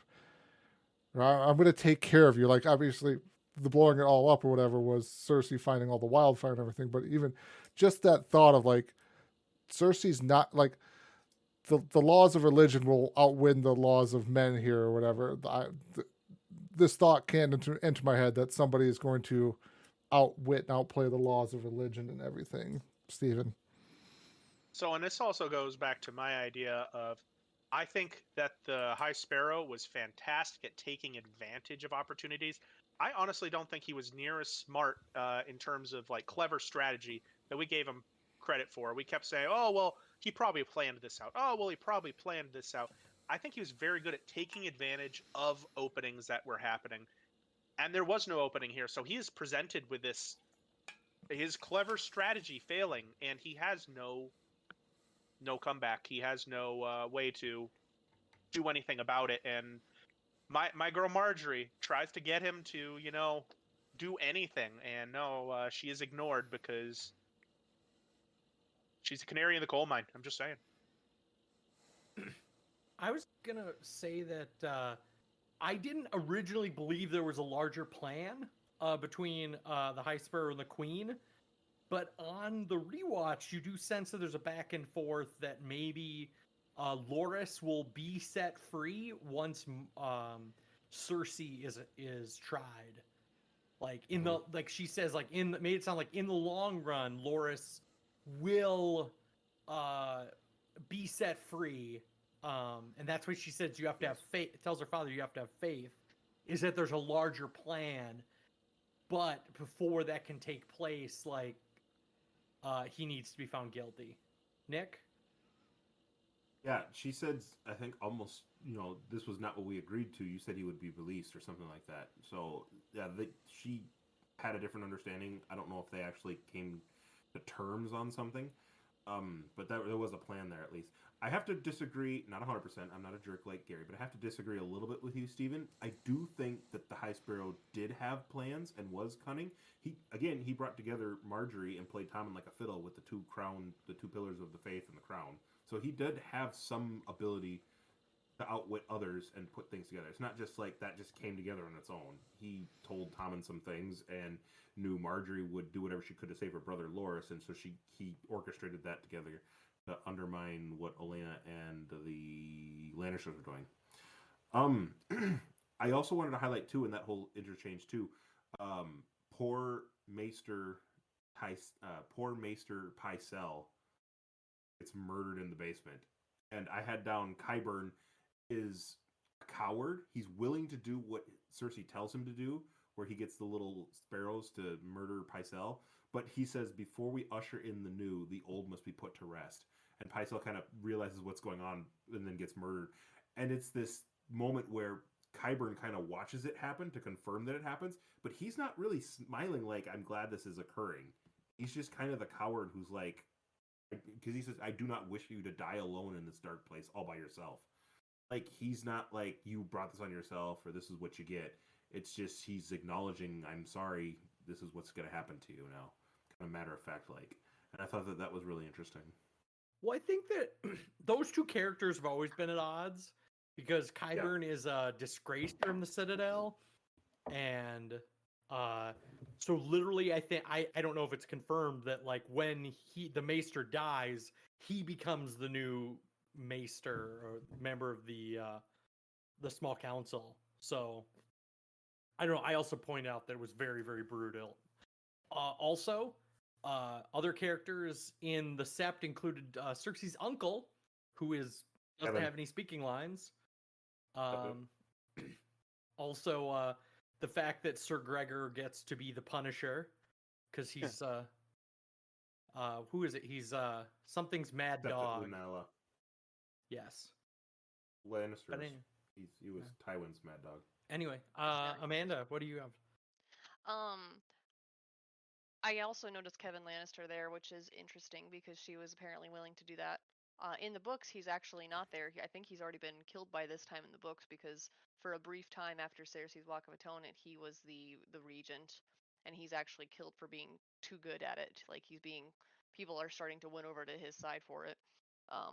So I think the show just had no problem with killing him off because he's dead in the books anyway. Did think it was interesting that Qyburn is like almost nice to Pycelle, and that Pycelle is killed by children. Like, why the children? Like, why wouldn't a soldier? Like, why did they use the children? I'm really curious about that. And the most interesting thing to me, first time I've really seen Lancel do something clever on his own and like figure something out. Like he goes and investigates this, whereas until now, Lancel just seems to be a puppet of one group or another. Yeah. I don't really understand the Lancel thing because he's supposed to be getting the queen, and then he just sees a small child, and maybe his pedophile nature takes over, and he has to follow. Wow. Wow. Wow. That's an assumption. Well, yeah, like, I went there. Lancel, No, like, dark places. Lancel, like, he's gone through an awful lot here, and they send him off to like fetch the queen. This is not like even today to go fetch somebody from another part of town. This is gonna take a bit. Like you're looking an hour. In this place, it's probably gonna be a couple hours. These guys are just gonna stand around and wait. Yeah, it just seems very odd. I don't know. I mean, he's kind of told something's not right. You need to go get the queen, and he deters from what the High Sparrow told him, despite him being 100% committed to the faith. But maybe just because it seems so awkward that there's no one around, and it's just this one little boy with a lantern running through the back streets. He decides to pursue him all the way into the dark. Like he goes down into like the bowels underneath the sept of trying to chase this little boy too. He's like crawling on his back at one point and like squeaking through the little narrow crevices trying to find where he is. I didn't realize it was that far down, and at some point you'd just be like, maybe what I'm doing here isn't really needed. And I'm not sure why either. Like it was like the little boy was taunting him and trying to draw him in there. The little boy took a couple steps, stopped and looked at him too a couple times. So if it was just some kid running through the streets doing whatever they're doing, it looked very shady. Yeah. Though I have to point out, Cersei finally did it, what she's been threatening to do for all these times. She has burned the city down. She has been threatening it for seasons now. Finally did it. Maybe not the whole city. Two things. Number one, getting back to what you were just talking about, I'm pretty sure that's just writing.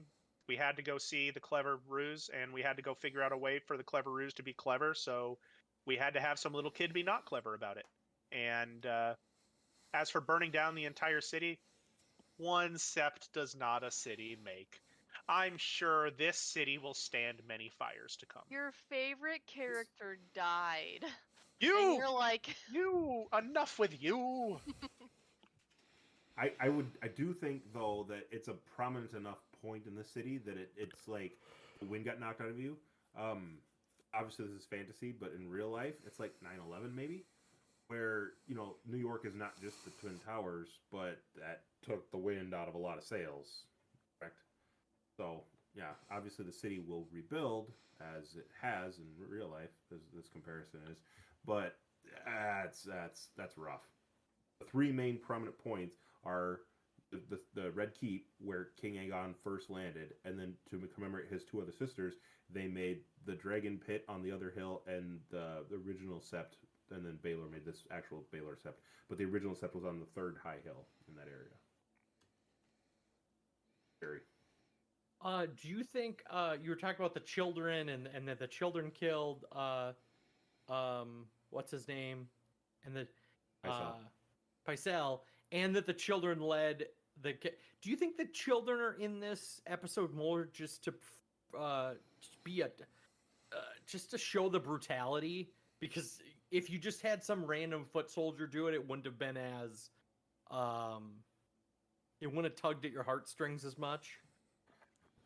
Actually think that the Even reason why I think the reason actually uses the children is to emphasize how the control that Qyburn has, because I mean we've kind of seen him working with the children a couple times, but we haven't really seen the amount of control over it, and we've always heard about these little birds, the Varys's. Now we can see how the little birds can be weaponized, and it's actually really terrifying. Little birds weaponized. I have throwbacks to Batman Returns and the Penguin Bombers. I see the analogy of the little birds being dangerous as a sense that Cersei and Qyburn have no other allies they can call upon. Like, they really don't have troops per se. Like, a lot of the Lannister army was probably told to stand down after they stood in front of the Sept. And so who else do they have to make things happen as good little spies other than the poor children? Who, let's be honest, starving children in a city this large, they probably offered them a roll of bread. And they're like, yeah, I'll murder whoever you want. So that's how I saw it. My understanding. All right. I also think sorry. it's interesting that Cersei did this. She burned not the whole city. You're right, Stephen. Just the Sept and a good chunk of the surrounding area of the hill, apparently. But this was literally one of the things that Jaime killed the Mad King to avoid. And now Right. his own twin has done part of it. Mm-hmm. All right. Steven, do you have any points you want to touch on here kind of for the episode? I lost the episode when my favorite character died. No, I guess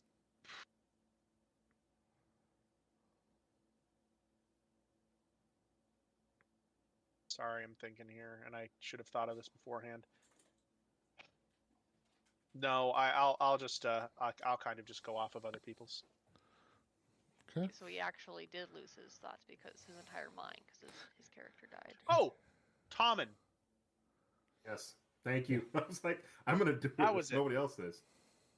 Tommen. Nobody else is going to say something. I'm The gonna last jump out that part one. of the Sept exploding is Tommen pacing forward, pacing back, pacing forward, because he is stopped from being able to go to this Sept thing, obviously, because his mother cares about him so much. And so he is stopped and just paces, and you just see him walk out a window, just casually just walk right out a window. And it is He does just, not it's break pace. absolutely jarring. It is jarring. Did you have a point to go off of that? Oh, I mean, I guess my point would be also after that as well. I'm not sure I really saw Cersei mourn really for Tommen like she did Joffrey or Marcella. She just kind of accepts it like, lost 2, lose 3, whatever.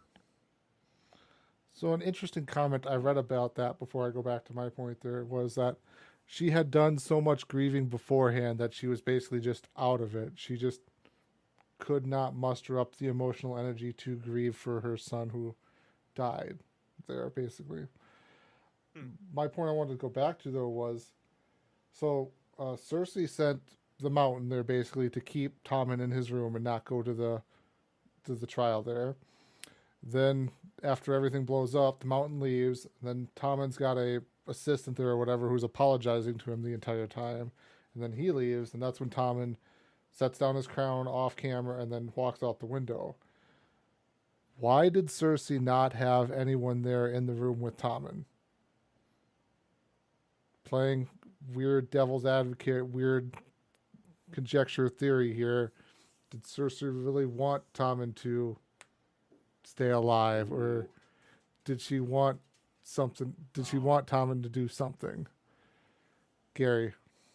I think Cersei was so devoid of feeling that she just can't believe that Tommen loves Marjorie and that much to like just commit suicide. Like I think she just assumes that Tommen will need like a day to grieve, have some personal time, and then he'll get over it.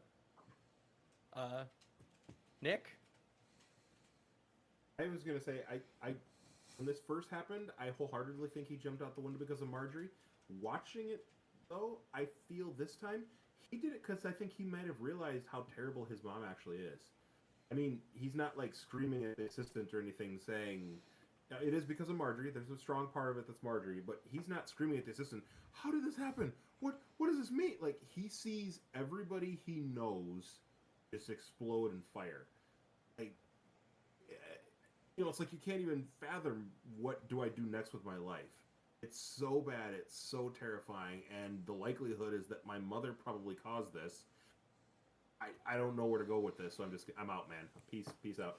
That's how I kind of took it this time. Like at first I thought it was because he really cared about Marjorie, and that's all I thought about. I think there's a little bit more of like he's naive, he's not dumb.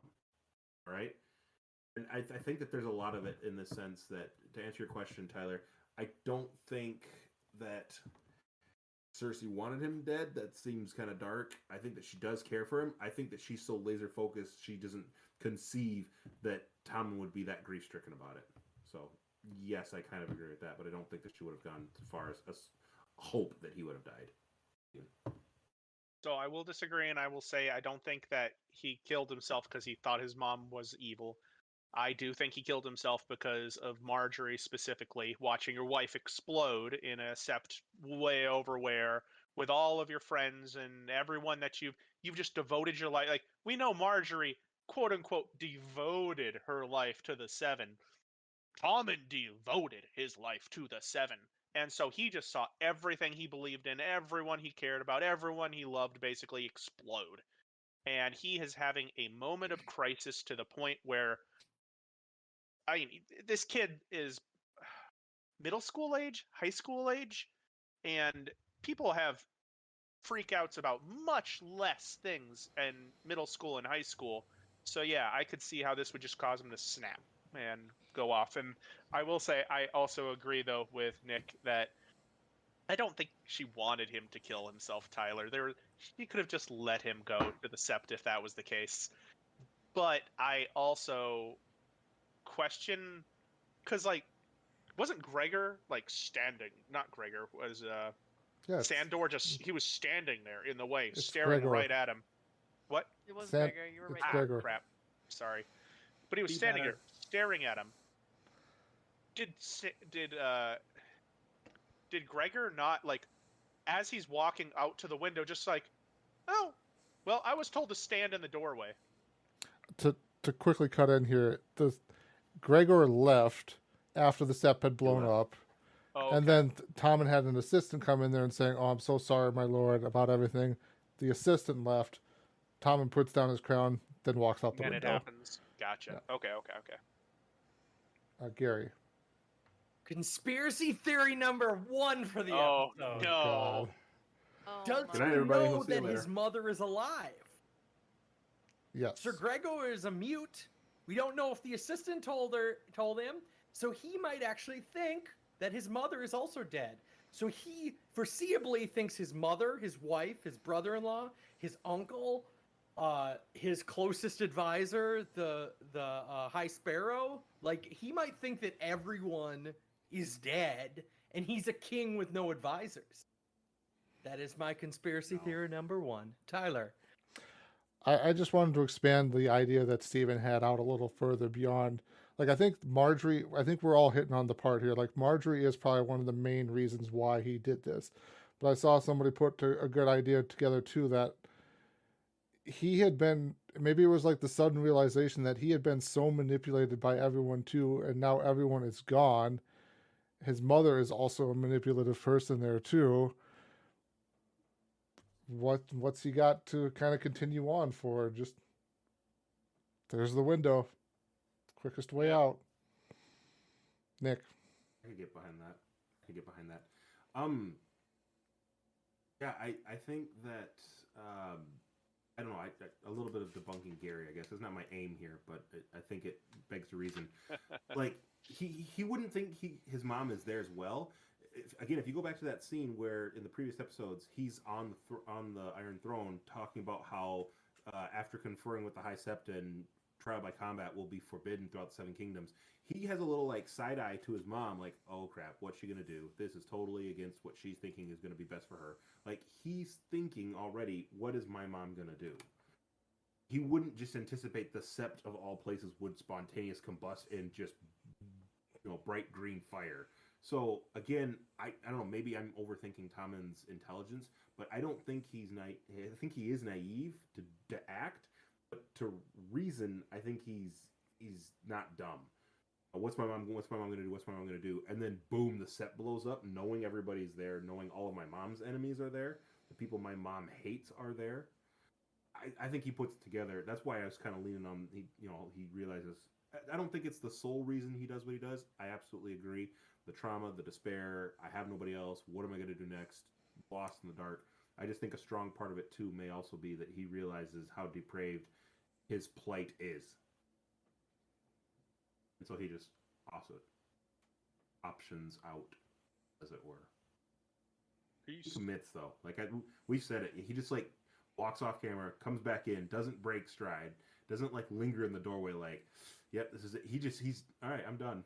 Like he goes to set the crown down so the crown doesn't fall with him, and then comes back to the window and drops.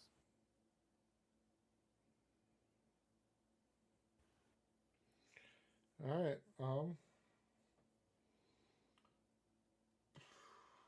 Amanda, well, unless Steven had anything else he wanted to touch on here. No, that was my big point. Okay, Amanda. I actually have quite a few notes from this episode. It covered a lot of various things, honestly. I think we all have a good couple of notes. Yeah, I'm gonna swing over.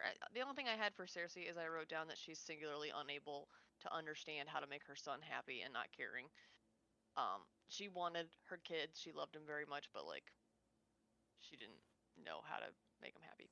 Anyhow, moving on. I love that Walder Frey thinks for a second he's on equal foot with the Lannisters when Jaime so clearly feels above him. Also, really stupid of him to offend an ally by taking credit to be like, oh, the Lannisters and the Starks did this. Or, no, sorry, Lannisters and the Freys did this. And I'm like, well, first of all, Jaime Lannister had to ride into state, you guys. And it's Jaime freaking Lannister, to borrow Braun's quaint phrase. Like, you are going to make an enemy of this guy? And I even wrote, you don't need him, Jaime, ditch him. Jaime says, what do we need you for? Absolutely, Jaime, right. You don't need him. Move on. I also did note we do see the serving girl walk around during then. I didn't catch that on previous watches. Yep. I didn't see. We see her at the end when she reveals herself, but we do see her there. And she actually, like, she looks at Jaime. Like, she kind of looks at him, and we find out it's Arya. She looks at Jaime, at him, and does nothing with him. Like, is that a choice or just lack of opportunity? Jaime Lannister wasn't on her list. Go ahead, Nick. I had that same note too. Like, was that intentional, or was she contemplating that she may have done something if the situation was different? Yeah, I don't know. I guess it might have been a choice. But then again, it's very public. Braun is sitting right there. I mean, she wouldn't know these people necessarily, but she sees that Jaime's there. He's surrounded by people. Walder Frey is up at the table, but he's surrounded by people. even though her identity would not be known, I think it's too public at that point for what she wants to get done. So I think it's a choice not to go after him then. And yeah, after that interchange with Walder Frey, Jaime gets up and leaves, and just maybe he's exited the scene and she can't get after him later. So.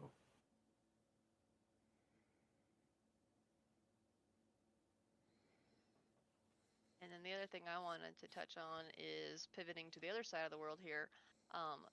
Dany talks to Tyrion. She, at his advice, she's leaving Dario in Marine. Who says, like, they say, like, self-sacrifice makes a good ruler, but she also tells him, like, I said bye and I felt nothing. Yep. So I also caught that note that she didn't feel at all bad for breaking someone's heart. And I didn't think anything of that in previous watches, so that's interesting. Yeah, but she talks to Tyrion. She sits on the same step as Tyrion. She listens to him.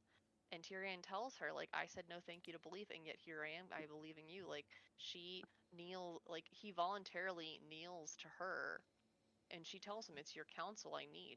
He chooses to kneel to her, something everyone else was always trying to get him to do. Joffrey practically shoved it down his throat, like, kneel to me, I'm your king, blah, blah, blah. Tyrion chooses to kneel to her, and it's a really touching moment, like how far he believes in her. I had that note as well. I had highlighted too how we've talked in the past about she always has the wrong counsel or not enough of a balanced counsel, and I wrote down, she turns away the warrior and lifts up her strongest diplomat. Kind of seemed like maybe this is something that's going to even keel her going forward, because she has the army, she's got the strength in arms, but what she needs is someone who can provide some level-headedness and clear thought to what she wants to do. So yeah. I think that's a good point too. Yeah, she's rising up an advisor that she has not had that sort of counsel in probably ever. I did want to say about Tyrion kneeling. Do you think any of it is kind of, I don't want to say desperation on his part, but resignation maybe on his part, that this is the best ruler he's going to find? He has seen several other different kinds of rulers. This is the one that he thinks will be the best. Maybe not like theoretically the best, but this is the best he's going to find. So I didn't, no, I didn't actually write this down or whatever. I had this thought kind of hit me when I was watching that scene of, like, thinking back to what the show has shown us between the interaction between Dany and Tyrion. It doesn't seem like it's been that much of an interaction here at all. So it feels weird, I guess. Maybe there's not a real good way to say it. It just feels weird that he is so willing and ready to commit himself for Dany based off of what?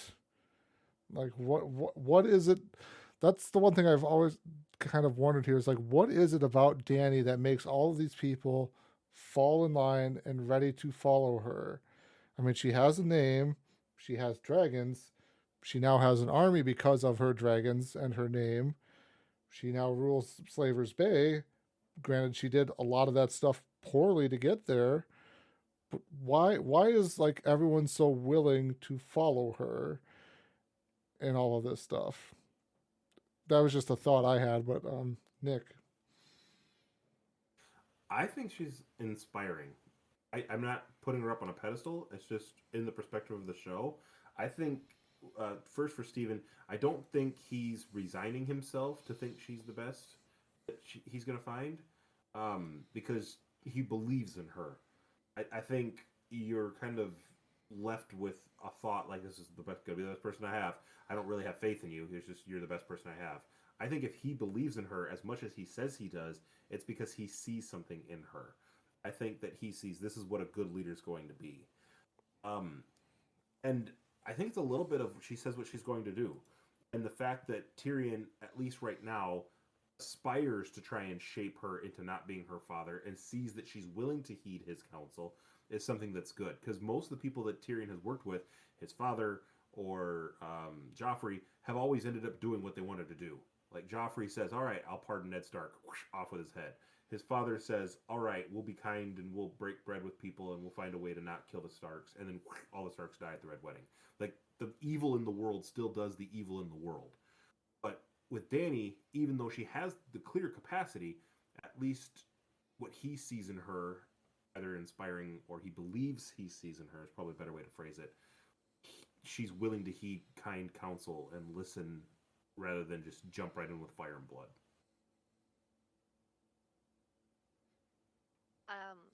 Honestly, I think that's a really good question, Tyler, about like, what is it that draws people in? Because she does seem to have that perfect combination of factors. Like she's beautiful to look at. She's got a tragic backstory. She's got the name. She's got the army. She has the dragons, which are a big thing. But even before that, people were like, she was winning people to her side.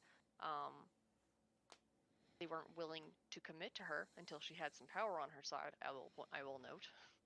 But Tyrion, I do disagree with you, Stephen, here. I don't think he would have just said this is the best. Tyrion has never really shown him for like again, like I said, he has not kneeled for other people willingly. Like Joffrey had all the power, and Tyrion could see how dangerous Joffrey could be, and he still would go against him. And that's something I do like about Tyrion is like even when someone is bad, like he'll still go against him a little bit. Like he's got his own ways of doing that. But I find it interesting that he goes about this. And Dany, whether or not she's been effective at it, is trying to do some good things in terms of she's trying to free the slaves. And maybe that's inspiring enough for Tyrion to win her over. But I also think that until now, Dany's been very wary of Tyrion. So maybe the change of heart is because she followed his advice and she got a victory out of it. She's seen that maybe there is something that can come out of it. Nothing like being grateful to somebody after you got what you wanted when it worked. I don't know. I do think Tyler has a very good point about. I don't know where that charisma comes from in her part, because I don't particularly see it. But she's your favorite character. Yeah, I know. But a lot of like Jaime has a natural charisma to him that would cause just random people to follow him. Some people just have it. I don't necessarily see her having it exactly. The dragons definitely are going to give her tons of power, but I don't know, maybe it's lore. Maybe that's what really draws everyone to her. It's the idea of being with this fabled house, which is this now destiny in front of it, and you have dragons and you have slave armies that you have freed, and it's the lore that maybe draws people in. And to borrow from Gary's sign here, maybe it's just not necessarily a poor writing thing, but just a problem of time and what you can show in a show that's only an hour long here. Conversations may have happened on off screen there that basically delve deep. The characters delve deeper into one another and kind of get to know one another better that they just don't show on the show there. You know, it'd be good for that if they wrote a book about it. I think that's too much to ask. I mean, it'd have to be like 7 books long. You could only really finish the first 5, and then you got to take like a 20-year break. No one never reads gonna get a book. books. And No one reads books. Gary doesn't read anyways. Amanda, did you have anything else you wanted to touch on? I have lots of tiny notes, but I'll wait and see what you guys say. Okay, Gary, we're gonna go to you. I had a question, and maybe it's probably a quick answer. What's the age difference between Jon and Sansa at this point? Because one of them is a natural-born daughter, and the other one's a bastard. Jon's older. I don't know how many years are supposed to have passed, but when the show starts, he's only supposed to technically be 14, and I think the show aged him to 16. So I don't know. Anyway, that was my, confusing timelines. We get to see the city of Dorne, and Varys appears and says the words "fire and blood," which, Yes. if you've never, I think it's a real deep cut, considering you've never ever been told that the words of House Targaryen are fire and blood.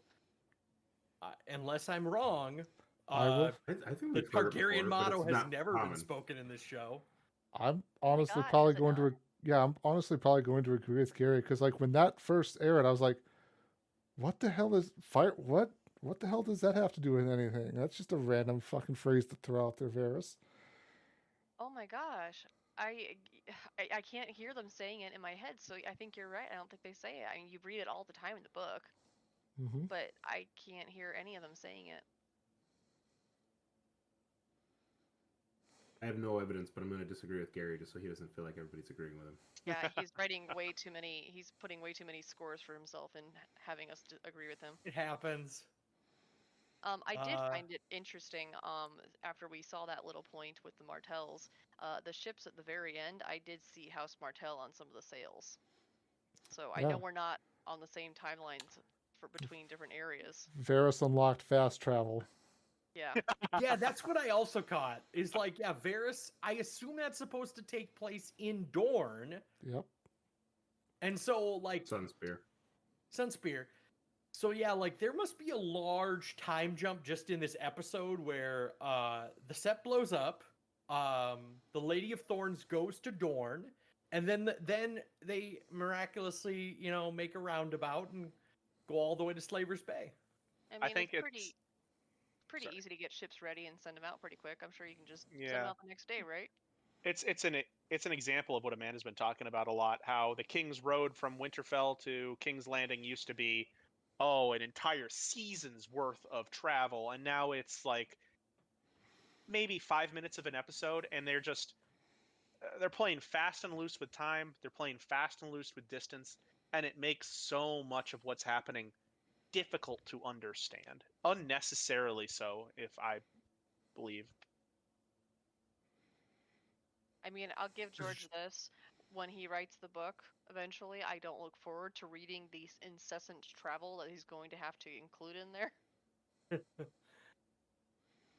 Yeah, I feel like there's no stakes.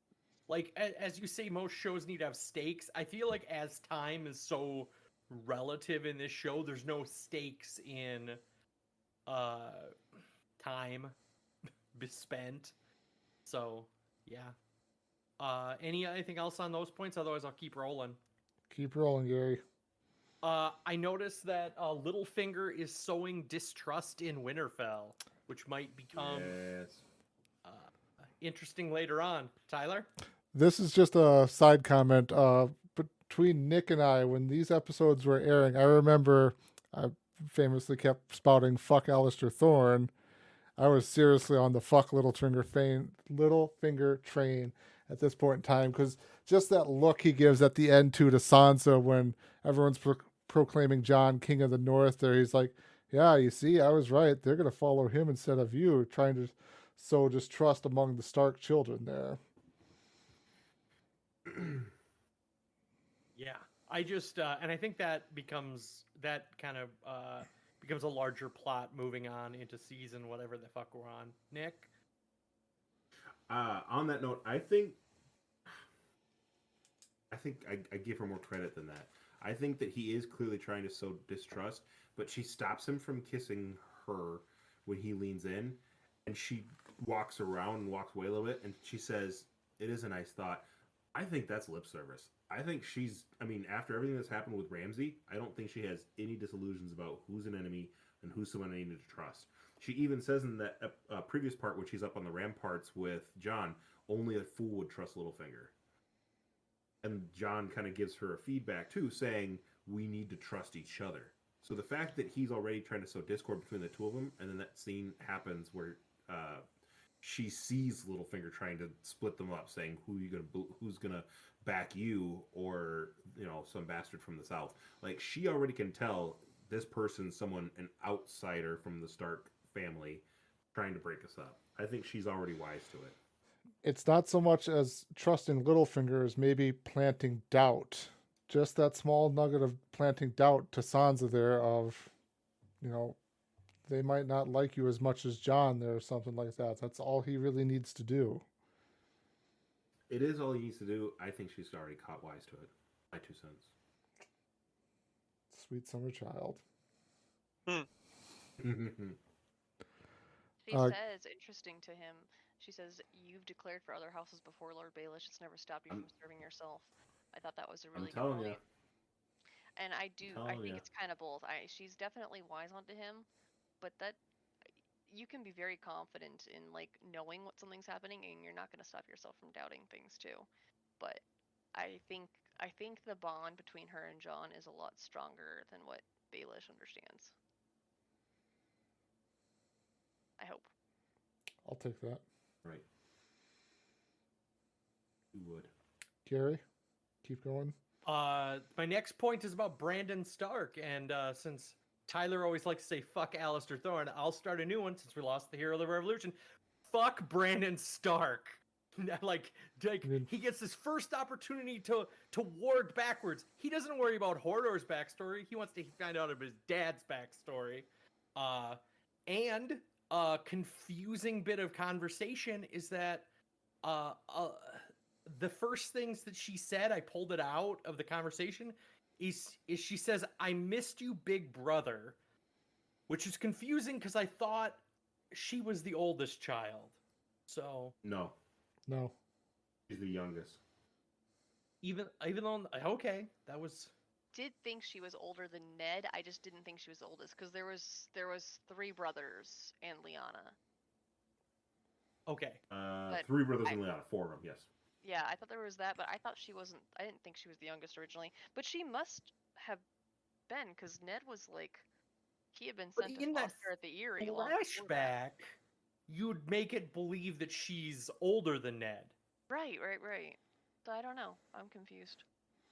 Anyway, I thought that was confusing. Also, I on a rewatch, in order to try to morph to the picture of Jon Snow, they had a very fake baby face. I think it went from I think they'd used some CGI to go from baby to like very much distort the baby's face to give it the facial features of Jon Snow. I think the one thing I heard about that scene was they digitally included Kit Harington's eyes onto the baby there Really? to kind of It's funny. show they're the same person. I guess I didn't That see wasn't any the of same his features baby? in the baby. Who knew? Also, They de-aged him to look actually like a baby. De-aging technology has gotten real good, guys. yeah.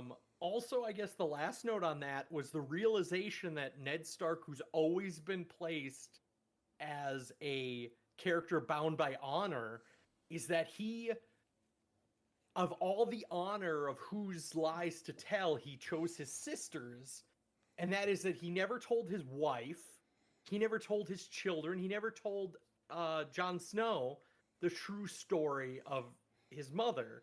Like, he was so bound by honor, and he couldn't tell the king. Like, obviously he couldn't tell the king, but there were so many people, and he kept that secret until his death. Amanda? I remember when I saw this, like by this time, like the everyone had all these theories, so I wasn't really shocked when this, because I was pretty much prepared by the internet that this is the theory, and it made sense, so I wasn't shocked. But I did have this moment of haha at Catelyn Stark, because she was always so scornful of John. He's a bastard. I can't believe he cheated on me. I can't believe my husband did that. John doesn't. He's horrible. He's not deserving. Hey, guess what? He is not Ned Stark's son. So there, you are horrible to this kid for no reason. Even if he was a bastard, you were horrible to him. Also, it wasn't a scar on her honor. Mm-hmm. Like, Ned Stark God. was willing to let her have a scar on her honor, like to honor his sister. Sorry, Nick, you're up. I don't think it was that he was dishonorable by not telling lies. I think it made him more honorable that he was willing to be keep that to himself in order to not besmirch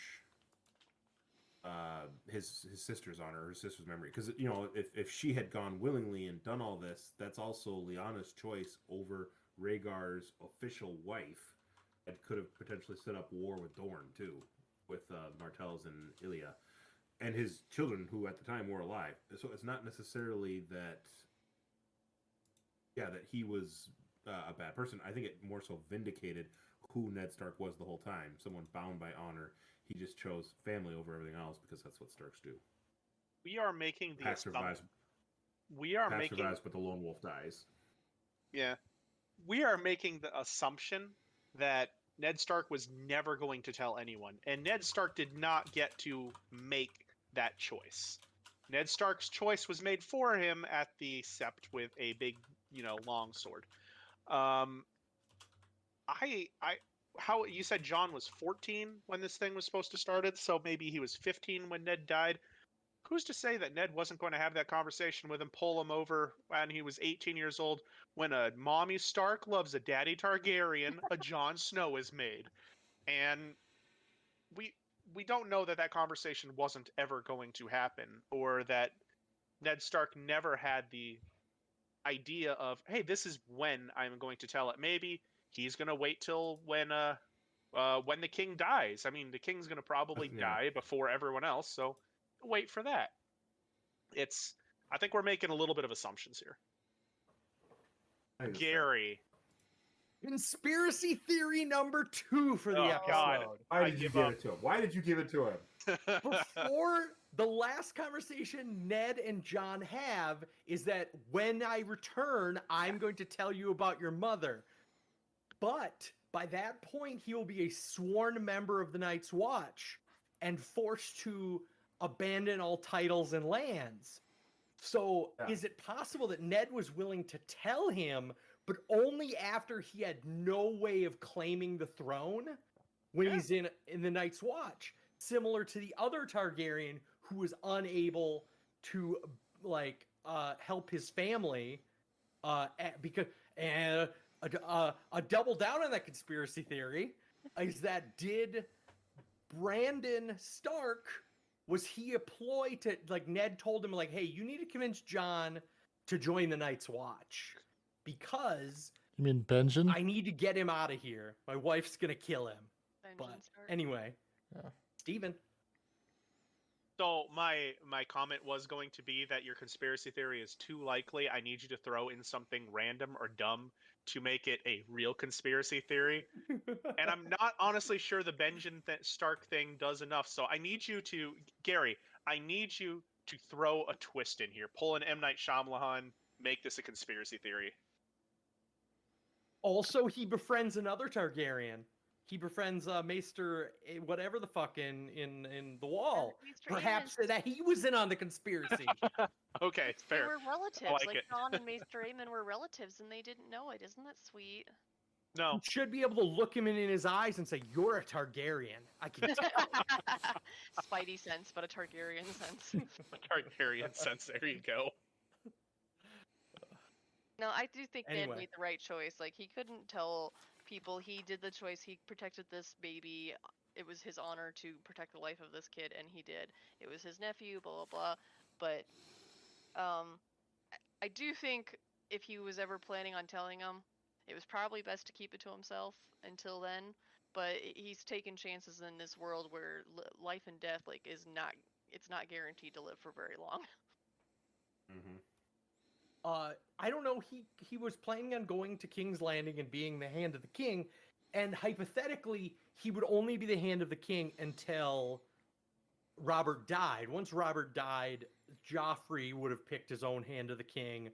He has no allegiance to Ned Stark, and presumably he'd be able to go north, tell Jon Snow that he's a true-born Targaryen. And at that point, he also has the ability to be like, oh, fun fact, I have a true-born Targaryen. You're a Targaryen, Harry. Well, we don't know. he's a Targaryen, Harry. He's married. Rhaegar's married to Elia at this point, as far as we know. Exactly. And Ned would know that. I feel like other people would be able to fill in the. There was other people there. There was handmaidens. Also, conspiracy theory number 4.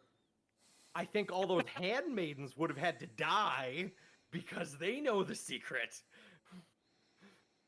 No, I totally said something like that to Steven years ago. No, there's definitely servants or something in that tower. What the hell happened to them? I don't know if Ned, in his grief, would have grabbed his sword and then turned around and laid waste to the random people who were there.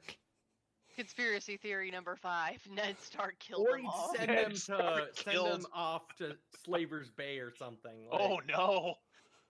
Wow, that's dark. Not just sweet Oh, release hey, of death, hey, but hold on. Conspiracy theory number, are we on 6? I don't know what we're on. 6. It Yeah, was let's go. actually, who was the guy who got banished for selling people into slavery? Jorah. It was Jorah. He got Jorah to sell them into slavery, and then he got Jorah banished to. No, Jorah's take them. backstory was like it was a murderer or something. I think it's like the people who he No. sold to slavery No. weren't great people. I guess I don't know rabbit what that. hole. No, he sold some people into slavery to raise some money to pay for his wife wanting rich things. The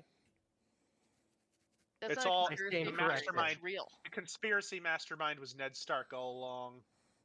I stand corrected. Anyway, rolling forward. Cersei takes the throne under her maiden name of Cersei Lannister, not as Cersei Baratheon. I also thought it was interesting that nobody asked what the fuck just happened. Like a lot of people just died, and everybody that would have been a Cersei wasn't where she should have been. Like, what went on? Like, I mean, people are dumb, and obviously the people of King's Landing are really dumb, but and No, I just agree. live through an atrocity. So Yeah, no, I agree with you there. I mean, I'm not sure they give any explanation as to a plausible conspiracy or a plausible theory at all as to why, jet fuel could melt steel beams at the Sept. But it's you would think that because that's not history. That's another conspiracy theory. Anyways, you would think that people would rise up. Marjorie was incredibly popular. Tommen was okay popular. You know who's not popular? The new queen. So you would think that people would rise up against her at that point. we can take this offline about that conspiracy theory. But yeah, anyway, that is all I have for this episode because I also already covered Varys's magical teleporting. Yep. Nick, did you want to talk about anything? We touched on a couple of them. I had down that Tommen falling out the window was the final of the "Gold will be their shrouds" comment. Maggie the Frog. All 3 of her children would die. Also, maybe why she was kind of not put off. It's like she might have, when seeing it actually play out, realizing, yep, this was foretold. Son of a bee. And, she does say just burn his body and bag his ashes. But I agree. She's probably just so distraught that even when I win, I lose. And that's all she can muster at the moment. I did have a couple little notes about Sam, Gilly, and Little Sam arriving in Old Town. That was awesome. See that there. You see the High Tower, the Great White Tower that releases all the white ravens that indicate winter has come when they arrive there. The High Tower, also the sigil of the House of the Dragon characters that we talked about with the High Towers. Interesting little backstory there because I know Gary loves history. And then how happy Sam was when he saw the new library he gets to play with. Like walking into a bookstore. I also had the great conversation between Melisandre and Davos. I'm sorry. Nick, Tyler has a point. You people. Easter egg in the library. The chandelier stuff is the introduction stuff in the intro of Game of Thrones. Oh. Really? Yep. Yeah, the sun globe thing that you Oh. always put the intro. I to. never noticed You it. did not notice that? How did you not notice that? Wasn't looking. Be better. I wasn't paying I'm attention sorry. at all. All right, anyways, The confrontation with Melisandre and Davos about Shireen goes down. Yes. I had down how she highlights, I only did what my Lord commands me, and he says, if he commands you to burn children, your Lord is evil. And I had the question, do we think the Lord of Light is inherently evil? Or does the Lord of Light have an alignment? The Lord of Light brought back Jon. If we love Jon, if Jon's going to be the new hero of the Revolution, is that inherently evil? No. Let's leave the hero of the Revolution moniker buried. Sold.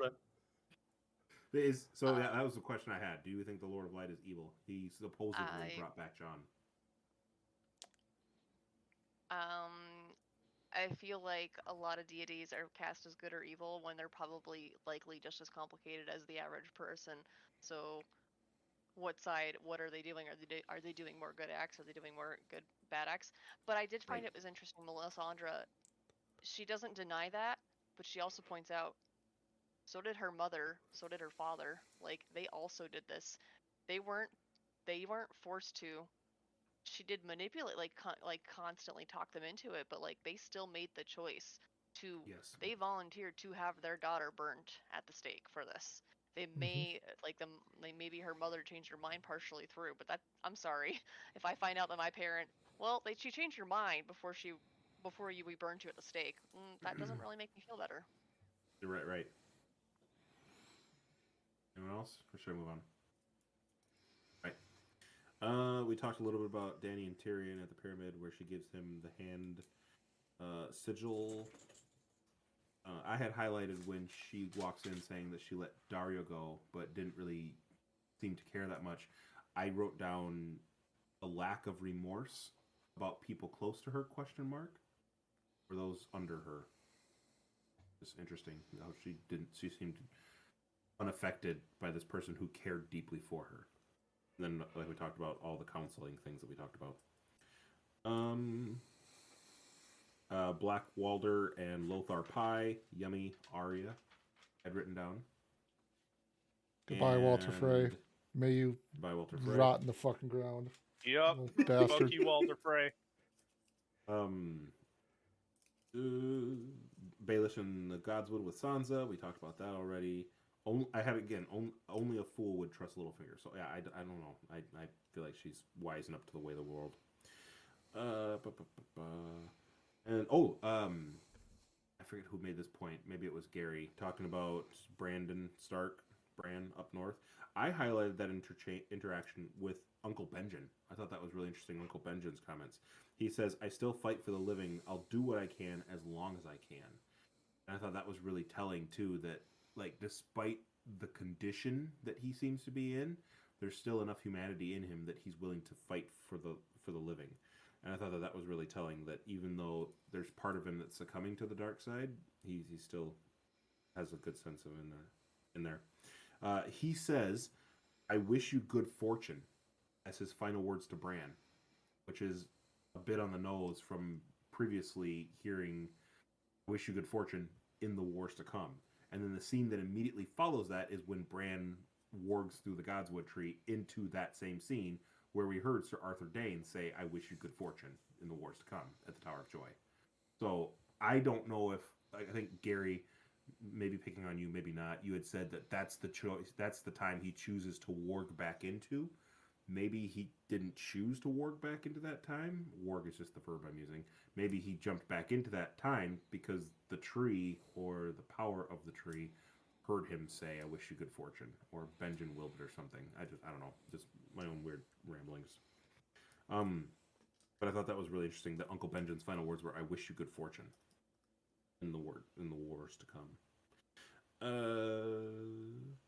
And then, yeah, a couple times throughout had just highlighted awesome with all of the music. Those are my notes. All right. One of the final things I wanted to point out, and I forgot to mention this in the last episode too, was Andy the Extra shows up a couple of times there. Yeah, he does. So be on the lookout for him going forward here. He had like a solid full-on face shot of just him standing in line at the Battle of the Bastards, in line with Jon. And he's also the one to do the final King in the North before everyone else starts shouting too. Nice. Really? Mm-hmm. Just awesome Irishman. And Yeah, Andy. They're on set. All right, and then the show ends. There basically wraps up right there with Dany sailing to Westeros.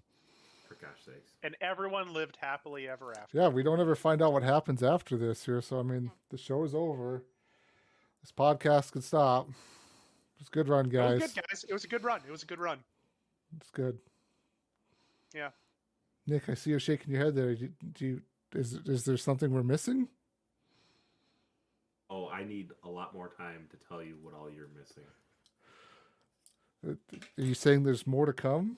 Like we have Are more. you saying there are more seasons? If you think this has a happy Hashtag ending, new hero then of the you haven't- revolution. If you think this has a happy ending, then you haven't been paying attention. So we have to keep doing this, is what you're saying. I have to keep Yes. talking to you. Yes. I suppose. Not right now. Go to bed. But yes. I suppose. All right, well, with that, then, that will conclude us for this episode. For next time, we have decided we're going to cut this back a bit and start, since the seasons get shorter in terms of episode numbers, we're going to cut this back a bit and say, next time we're just going to watch episode 1 from season 7, Dragonstone. All right, well, that should do it for us here at the Rewatch podcast. This has been quite a long one for sure. Thank you, everybody, for listening, and we hope you have a good one. Bye. Have a good night, everybody. Bye-bye.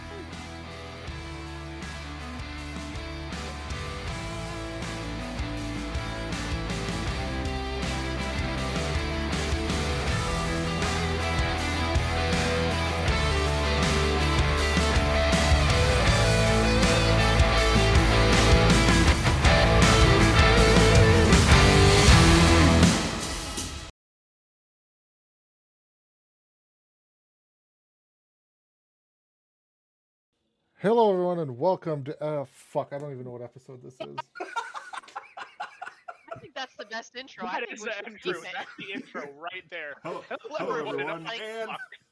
I'm Hello, everyone. Welcome to What the Heck? Man, we're done. We don't need anything else done. Cut print. We're done. I Not think gonna we're get into that. episode You should 20. just make a whole string of outtakes. This will be for the end of the episode. That's so good.